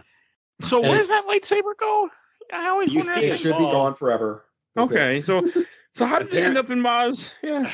That's, as she says, that's a story for another time. So I presume we'll get a miniseries about the hand in the lightsaber. I'm surprised we still haven't. Well, we have. There's a comic where it was collected and was given to. It was found and collected, and the hand and the lightsaber were given to. Sorry, that's not canon. That's in the extended universe. The hand and the lightsaber were given to the Emperor as trophies, and the Emperor used the hand to clone Luke. And then is that in the Shadow? No, not Shadow's Empire. The Dark Empire. The Dark Empire, where Luke meets Mara Jade, and he ends up giving that lightsaber. That's Heir to the Empire. Yeah, he ends up giving that lightsaber to Mara Jade after defeating his clone in the third book in that trilogy. Yeah, that's where it comes from. Yeah. Yeah, but that's all non-canon now. Right. So. Yeah. I should remember that, considering we just did 3 episodes on that entire series. Because Leia's pregnant with Jaina and Jason in that series. Yeah. So have we gotten like a current? What the current canon is? What the hand happens to the hand? Okay, not to my research. They haven't explained it yet. Stupid, because that was a reason I was so excited to see The Last Jedi to get answers, and I'm still waiting for answers. No, I mean, I think they should have just made it a different lightsaber. Make it Obi-Wan's lightsaber, and then make Rey turn out to be Obi-Wan's granddaughter or something, or niece or something. That would have been better. Something like that. We'll talk about it. I disagree, but I disagree with what I just said. Also, I'd actually rather her be nobody, like they said in Last Jedi. But yeah, but still, that should not have been Luke's lightsaber in or Anakin's, to be more precise, right? Right. Yeah. But yeah, we would talk about the revelation scene. It's still powerful to this day. Well, one thing I want to say, there's the symmetry in the movie. Yeah. At the beginning of the movie, Luke cuts off the Wampa's right arm. Right. And then at the in the first movie, Obi-Wan cuts off what's his name's arm in the cantina. Yeah, Ponda Baba's arm in the cantina. And then at the beginning of this movie, Luke cuts off the Wampa's arm. And now here, Luke loses his hand. And then in Return of the Jedi, Vader loses his hand. I think it's good. It's a running kind of theme of people losing hands and it being like a really, I like it. When Vader's thing, he lost his hand. It's a shocking moment, having seen it. I don't remember what it was like seeing it for the first time, but I can only imagine that people watching, especially if you're a kid, being like, oh no, our hero got his hand cut off. I know, I was like, oh my God, his hand. Yeah. It's brutal. It really is brutal. It is. And then we get the big revelation. Mm-hmm. You killed my father. No, I am your father. Yeah. He told me enough. Told me you killed him. I love that. I love that whole sequence. Like, it's so good. And Vader's been saving this for when Luke is at his weakest. Right, yeah. He's just cornered and there's nothing he can do. And this is where he makes the comment about how he's like, we can take over the Empire. Like he has whole plan to. You can destroy the Emperor. He has foreseen this. Yeah. I love that. So, and I think he's had nowhere else to go. And Vader's basically saying, look, you can either jump off this and die or come with me and we'll beat it. Yeah. And I thought it would have been really cool. Like Vader could have said, we can make the galaxy better. We could end suffering. We could bring peace, like he could have tried to convince him a little better than just we could rule side by side as father and son, and it's like, he could have been like, we could bring peace to the galaxy. We could end war. We could end famine. We could heal people. You could use your power to make the galaxy a better place. Try to seduce him a little bit instead of just being like, we could rule side by side. Like, has this kid given you any reason to think that he wants to rule? Like, right. But no. But I like, but still, it's very cool. And then Luke jumps. Right. And he has no clue what's going to happen. So presumably he's like, I'd rather die than live with this. Yeah, but if you watch him, he goes directly foot first into a port. Though that port is closed that he's aiming at, it opens directly in front of him whenever he gets close to it. Well, the way I took it was just that, it's just one of those things that it just sucks open at times. Yeah, I don't know. It is definitely a trash chute kind of situation, I think, because it whenever he's resting on it for a second, it opens to dump him out. So I figure it is a thing that sucks, any debris. But I don't know, because if you watch it, it looks very unnatural how he like zips straight toward one of those holes, because he's going straight down and then all of a sudden he just zips toward one and the hole isn't open. So it's not like there was like a suction. The hole opens when he gets near it. So I kind of figured that he like guided himself toward one of those. That could be true. And then whether he opened it or if it was like motion activated or what, I don't know. But I guess it's kind of ambiguous. I guess there's some ways, there are different ways to read it, I guess. Yeah, definitely different ways to read it. But either way, I could see the Force thing working too. Yeah, and then he ends up hanging on that like antenna and starts calling to Leia, and she can sense him. Well, he calls to Ben, and Ben doesn't answer. Oh, that's true. And so he's like, "Well, I'll try Leia." Right. And I forgot we didn't mention one thing. Whenever he leaves Dagobah, Ben goes, "That boy is our only hope," and the screen goes almost completely black. And Yoda gets lit up in white and says no, and then he gets lit in red and he says there is another. And it's like a really cool scene. Yeah, that's the great lighting in that scene is awesome. And I feel like in the remaster it doesn't get as dark. In the theatrical version it gets like pitch black, where I was like, wait, what is it? And then it lights back up. Right, yeah. But yeah, so we've been told there's another, and then now we see that Luke and Leia can communicate to each other, but still it's not clear. But I think they were laying the groundwork for that for the third movie. Right, yeah. There's all sorts of, conflicting stories about what there is another meant, and I think it's pretty clear that the brother-sister thing hadn't been worked out in this movie. I think that's pretty well established. But there's a draft of the script where that scene where he says there's another, he says no, and he mentions someone named like Urania Skywalker. He mentions that there's a girl, that there's a sister, and then that was like struck, and it was just changed to there is another. But the idea that it was going to be Leia, I don't know if they intended that or not, but I think by the time they filmed it, I think they probably did. But I don't know. You definitely get the sense, Leia has never shown any Force powers until now, and now you get the sense that she's connected at least some level with the Force. Only at the end you figure that out, which is good. Either that or at least like she and Luke are close at the very least. But I think it's that. But there is also the issue that they didn't know for sure if Harrison Ford was coming back for the third movie. Right. Yeah. That is the thing, because when they signed, Carrie Fisher and Mark Hamill signed 3 movie contracts, but Harrison Ford signed 1 movie at a time. Right. And as we all well know, he had nothing but contempt. He had very little love for these movies. Yeah. And that is, we did skip over the whole "I love you, I know" thing. We do. Which I love. My wife and I have the matching "I love you, I know" shirts from Disney, which I like a lot. Also, I gotta add something to that as well. As back when I first told my wife I love you way too soon, we only been dating for less than a month. She just said I know because she didn't know what else to say. So now we've been married for almost 5 years. But that's what works. That's what I got to learn. That actually works. All right. Yeah. She didn't say it because of the movie. She knew the movie. She just said it and then was like, okay. Yeah, retcon it that she knew because of the movie. I mean, she did know the movie. She's seen the movie before me, but yeah. Yeah, but the urban legend is that it was ad-libbed. It wasn't, but it was written on set. The original script, he was supposed to say, "Yeah, and you remember that because I'll be back." Which is clunky. Which is a terrible line.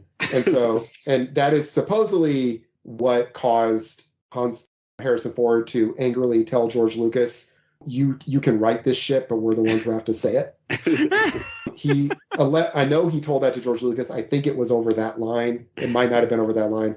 But and then, the urban legend is that Harrison Ford just ad-libbed "I know," and everyone liked it. But what happened was, on the set, Harrison Ford, Irvin Kushner, George Lucas, and the screenwriter of the movie, whose name I forget, the 4 of them got together and put their heads together and came up with several different lines, one of them being "I know." And that was the one they ended up going with in the final draft. But there's like someone whose job was like take notes on set.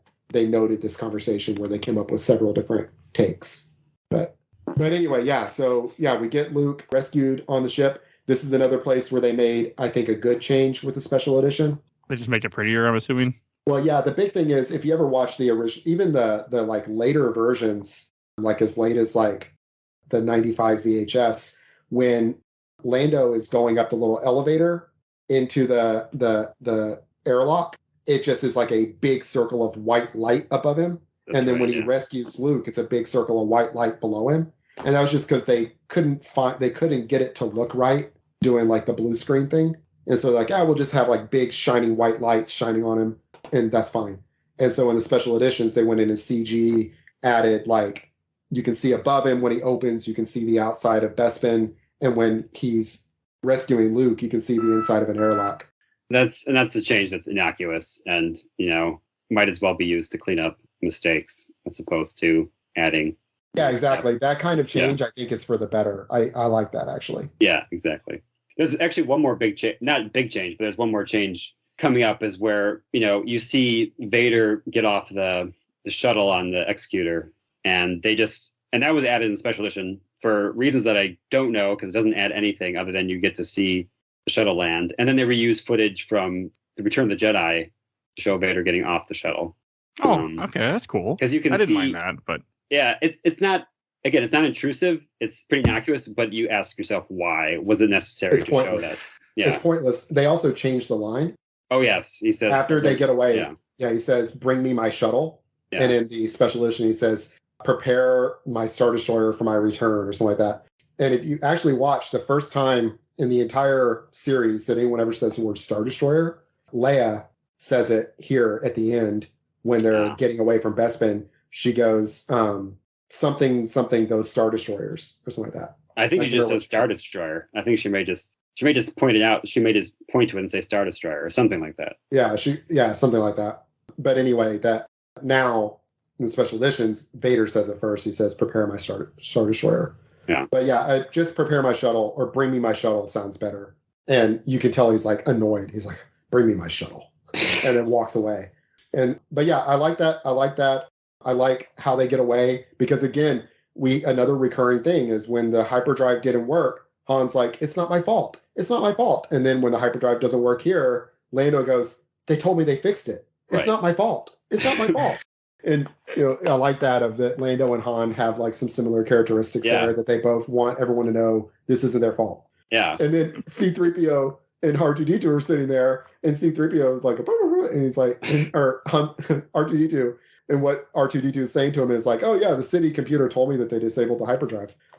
And C-3PO says, "Oh, you know better than to listen to strange computers." Right, yeah. It's a great little bit. Yeah. It is. It's so good. I like any time there's a character like C-3PO, R2-D2 and Chewbacca will say stuff and other people can understand them, and they have to respond in a way to let us know what they said. I always like to imagine what they actually said. I imagine R2-D2 is cursing a lot. Oh yeah, based on some of his beats and boops. Well, he tells him to switch off earlier, which is he's like, "Switch off." Yeah, he's probably a foul-mouthed little droid. Yeah. But I do like that whole thing of like he tells them that they disabled it, and then he fixes it, and then and he like falls he falls off into the little hole, and they fly away, and then you can see Admiral Piet and Vader there. And Admiral Piet's like, oh shit, I'm dead. And then Vader just walks away. Yeah. And I like it. I like Vader just walks off. Yeah. It's unexpected. Yeah. It is. It's really good. But I think I was watching it this morning for, the like 100th time. And I was like, I think Vader knows Luke is going to come back to him. Yeah. Yeah, I would agree with that. He's like, I'm going to give Luke, all right, that's fine. Luke can have some time to think about what I told him, And then he does. Luke comes straight back to him. Yeah. But with 3 years later, but still. Yeah. I know in the current canon, they had fought each other a few times before this movie. Oh, really? In the comics, yeah. If you ever read a Star Wars comic, it's worth reading. I don't like that. It brings up an issue with, I know we're not talking about Kenobi, but I have an issue with that too. But yeah, I don't like that either, where they should be meeting for the first time in this. Yeah. Sure. And then we get Luke on the hospital ship, and he gets his new hand. I always thought that looked really cool. I like that too. It really reminds me of in Terminator 2 when Arnold pulls off the skin. Oh yeah. To show his robot hand to Miles Dyson. It's like very similar looking robotic. Yeah, it's very well done. And where you can see the little pistons moving in his wrist. Yeah. And then he's like pricking his fingers to see if he can feel them, and I like the whole thing. Yeah, it's just a brief moment, but it's very well done. You completely believe it. Yeah, and then we end with, Lando and Chewie flying off on the Millennium Falcon, and they are planning to meet on Tatooine. And then we get Luke and C-3PO and R2-D2 and Leia standing in front of that window. And my son pointed out, he said, "Is that a galaxy they're looking at?" And I'm like, "Yeah, that doesn't make any sense, does it?" I think they've tried to retcon it to be like, oh, it was a star cluster or something. Yeah. But that's what I told my son. Clearly a galaxy. I told my son, I was like, so here's the thing. Canonically, it's probably supposed to be a star cluster of some sort, but it's very clearly an image of a galaxy, which doesn't make any sense in Star Wars because it's all taking place in one galaxy. Right. But that's fine. That's fine. They did it because it looks cool, and nobody really thought about that stuff back then, probably. Right, exactly, yeah. And it does look cool. And it does look cool. It's a good ending shot. Yeah. And we get the credits. Yeah. And there we go. And I was happy, but not as happy as I finished New Hope. So, New Hope is so good. Yeah, I think this is the part where we talk about. But yeah, I think comparing to New Hope was one thing because it's such a contained movie, whereas this is like you need to see. You can't really watch it without having an urge to watch Return of the Jedi. Whereas I think with A New Hope, you could watch it and say, okay, that's one and done. Yeah, that's true. That is true. I think A New Hope does stand better as its own singular movie. Yeah. But in the same sense that, I prefer Kill Bill Volume 2 to Volume 1, but Kill Bill Volume 2 can't exist without Volume 1. Similarly, Empire Strikes Back is my very favorite movie, but it exists within the context of the trilogy. Right, yeah. So, yeah, I see your point. And if someone told me, I think A New Hope is better, I'd be like, yeah, no, I get that. I mean, I don't agree, but I get it. It makes sense. If someone told me that, Phantom Menace is better, then, that's something else. But you might have someone very shortly telling you that. Weird. Who would ever say things like that? Yeah. I like Phantom Menace way more than I should have any right to. So, I mean, I like it more than I think most Star Wars fans like it. I think I like it more than this movie, but we'll see in the rewatch. So, I know. I don't understand it either. I have very odd opinion. All right, we should go. Should we go to Shelf Stack or Box? Or anything else you want to say? Yeah, go for it. All right, and Peter, why don't you go first? Keep this on your shelf. Put it on your shelf and keep it there and watch it. It's going to work best if you're a real Star Wars fan, but even if you're not, it's such a great movie. It's a fun movie. It's a funny movie. I don't think people appreciate it enough for its humor. It is dark, but that's part of the fun as well. So yeah, I really love this movie. Like I said, it is in my top 10 movies of all time. It fluctuates the positions, but it's certainly my favorite Star Wars movie and is pretty close to perfection as you can get with a cinema experience. So definitely keep it on your shelf. Okay. And what about you, Kerry? I mean, definitely shelf. I have 4 copies on the shelf behind me right now. Or I say I have 3 because one of those copies is out of my workshop, so I could watch it on my VCR in my workshop also. So yes, definitely the shelf. This is my all-time favorite movie. It fluctuates position with Big Lebowski a little bit here and there, but it's typically I keep it at number 1. It's definitely my favorite Star Wars movie. I've seen it so many times I can't even count. And then I got to watch it in a new way for this, so I appreciate that. Okay, and I'll go last. This is going to go in the stack. I enjoyed most of the movie, but I just don't enjoy the middle part. I was very bored and just not interested, and I'm pretty sure I missed parts. So I was just paying attention to my phone and not paying attention to the movie because I wasn't interested. And it doesn't make me feel the way A New Hope. Like A New Hope, I was literally ready to have tears over that at the end of that movie, just because I love that movie so much, and I don't have the same effect for this one. I'm glad I watched it. I still like it. It's an amazing movie. It's just not. I also don't like movies where they don't win. The allies, the good guys do not win in this movie. They lose. Right. I don't like that. I kind of prefer this kind of movies. That's a me thing, though. I mean, that's very much a me thing. I have to put. I know that. Like, I'm aware that it's a me thing. So it's not against the movie. Right. It's just me. But overall, really good. Great movie. I enjoyed it. Not my favorite of the original trilogy. And I don't know where Return of the Jedi falls. I haven't seen it in so long that I'm worried that it will not be as good as as a kid, I loved it, besides one part that we'll talk about next time. Yeah, I mean, I'll tell you, Return of the Jedi, I love top to bottom, but I don't. That is the one where the special edition stuff annoys me. It's terrible. Yeah, it's a lot of bad decisions with the special editions. Yeah, I'm definitely going to watch. I'm definitely going to watch the theatrical cut for that too.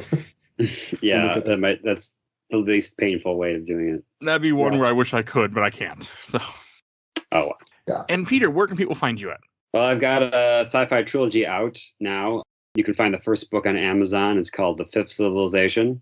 It's a really good sci-fi adventure. If you like Empire Strikes Back, I think you'll find something in there in The Fifth Civilization that you will like. So look for me there. Yeah, I'm reading it now. It's good. There we go. And Kerry, where can people find you at? Hey, I'm Karooseta, Kerooseta on Twitch and Instagram and all those other social media places. I play a lot of Soulsborne games and modify and repair video game consoles on Twitch and TikTok and all that. So catch me there. All right. And if you enjoyed this and want to hear more Star Wars, well, we got that for you. We've done Star Wars The Last Command, Comic 37, Star Wars A New Hope, Film 29, Star Wars Dark Force Rising, Comic 36, Star Wars Book of Boba Fett, TV 4, Star Wars Heir to the Empire, Comic 34, Star Wars The Mandalorian Season 1, TV 2, Star Wars Dark Empire 2/Empire's End, Comic 30, Star Wars Dark Empire, Comic 27, Star Wars Force Unleashed, Episode 115, Star Wars The Mandalorian Season 2, TV 1, Star Wars Bounty Hunter, Episode 87, Star Wars Knights of the Old Republic, Part 1 and Part 2, Episode 69, Star Wars Darth Vader, Dark Lord of the Sith, Comic 6, Star Wars Shadows of the Empire, Episode 48, Star Wars Holiday Special, Film 6. People did not listen to that episode much. Star Wars Republic Commando, Episode 21, Star Wars Dark Forces, Episode 13. We have 18 Star Wars stuff published so far. Damn. And more coming. Most impressive. All right. And if you enjoyed this episode, you can find all our episodes on Podbean, because you will not find majority of stuff I mentioned on Spotify, Stitcher, because I only go back 100 episodes. So go use that. You can find everything. If you want to support the show, we do have a Patreon. For as little as $1, you can vote in our Patreon. Each month I have different polls, and I will add other stuff eventually. But only $1 helps out the show and makes me happy. So go do that. And I want to give a shout out to my awesome intro and outro, courtesy of Helena at Hell Has Fury. You can follow her on TikTok. And shout out to my buddy Bill Tucker, who did the MCU movies with me. You can follow him. He started his own podcast, Gamer Looks at 40. And you can find us wherever you get your all social media. Games my mom found. I'm on all social media. You'll find me. Except for I'm not on TikTok yet. I really should be on TikTok, but I am not. One day I should get unlazy and do that. And I think and we're also on YouTube, so please follow us on there. And I think that's everything I need to say. We will see you guys all next time. Bye, everybody. Bye. Bye.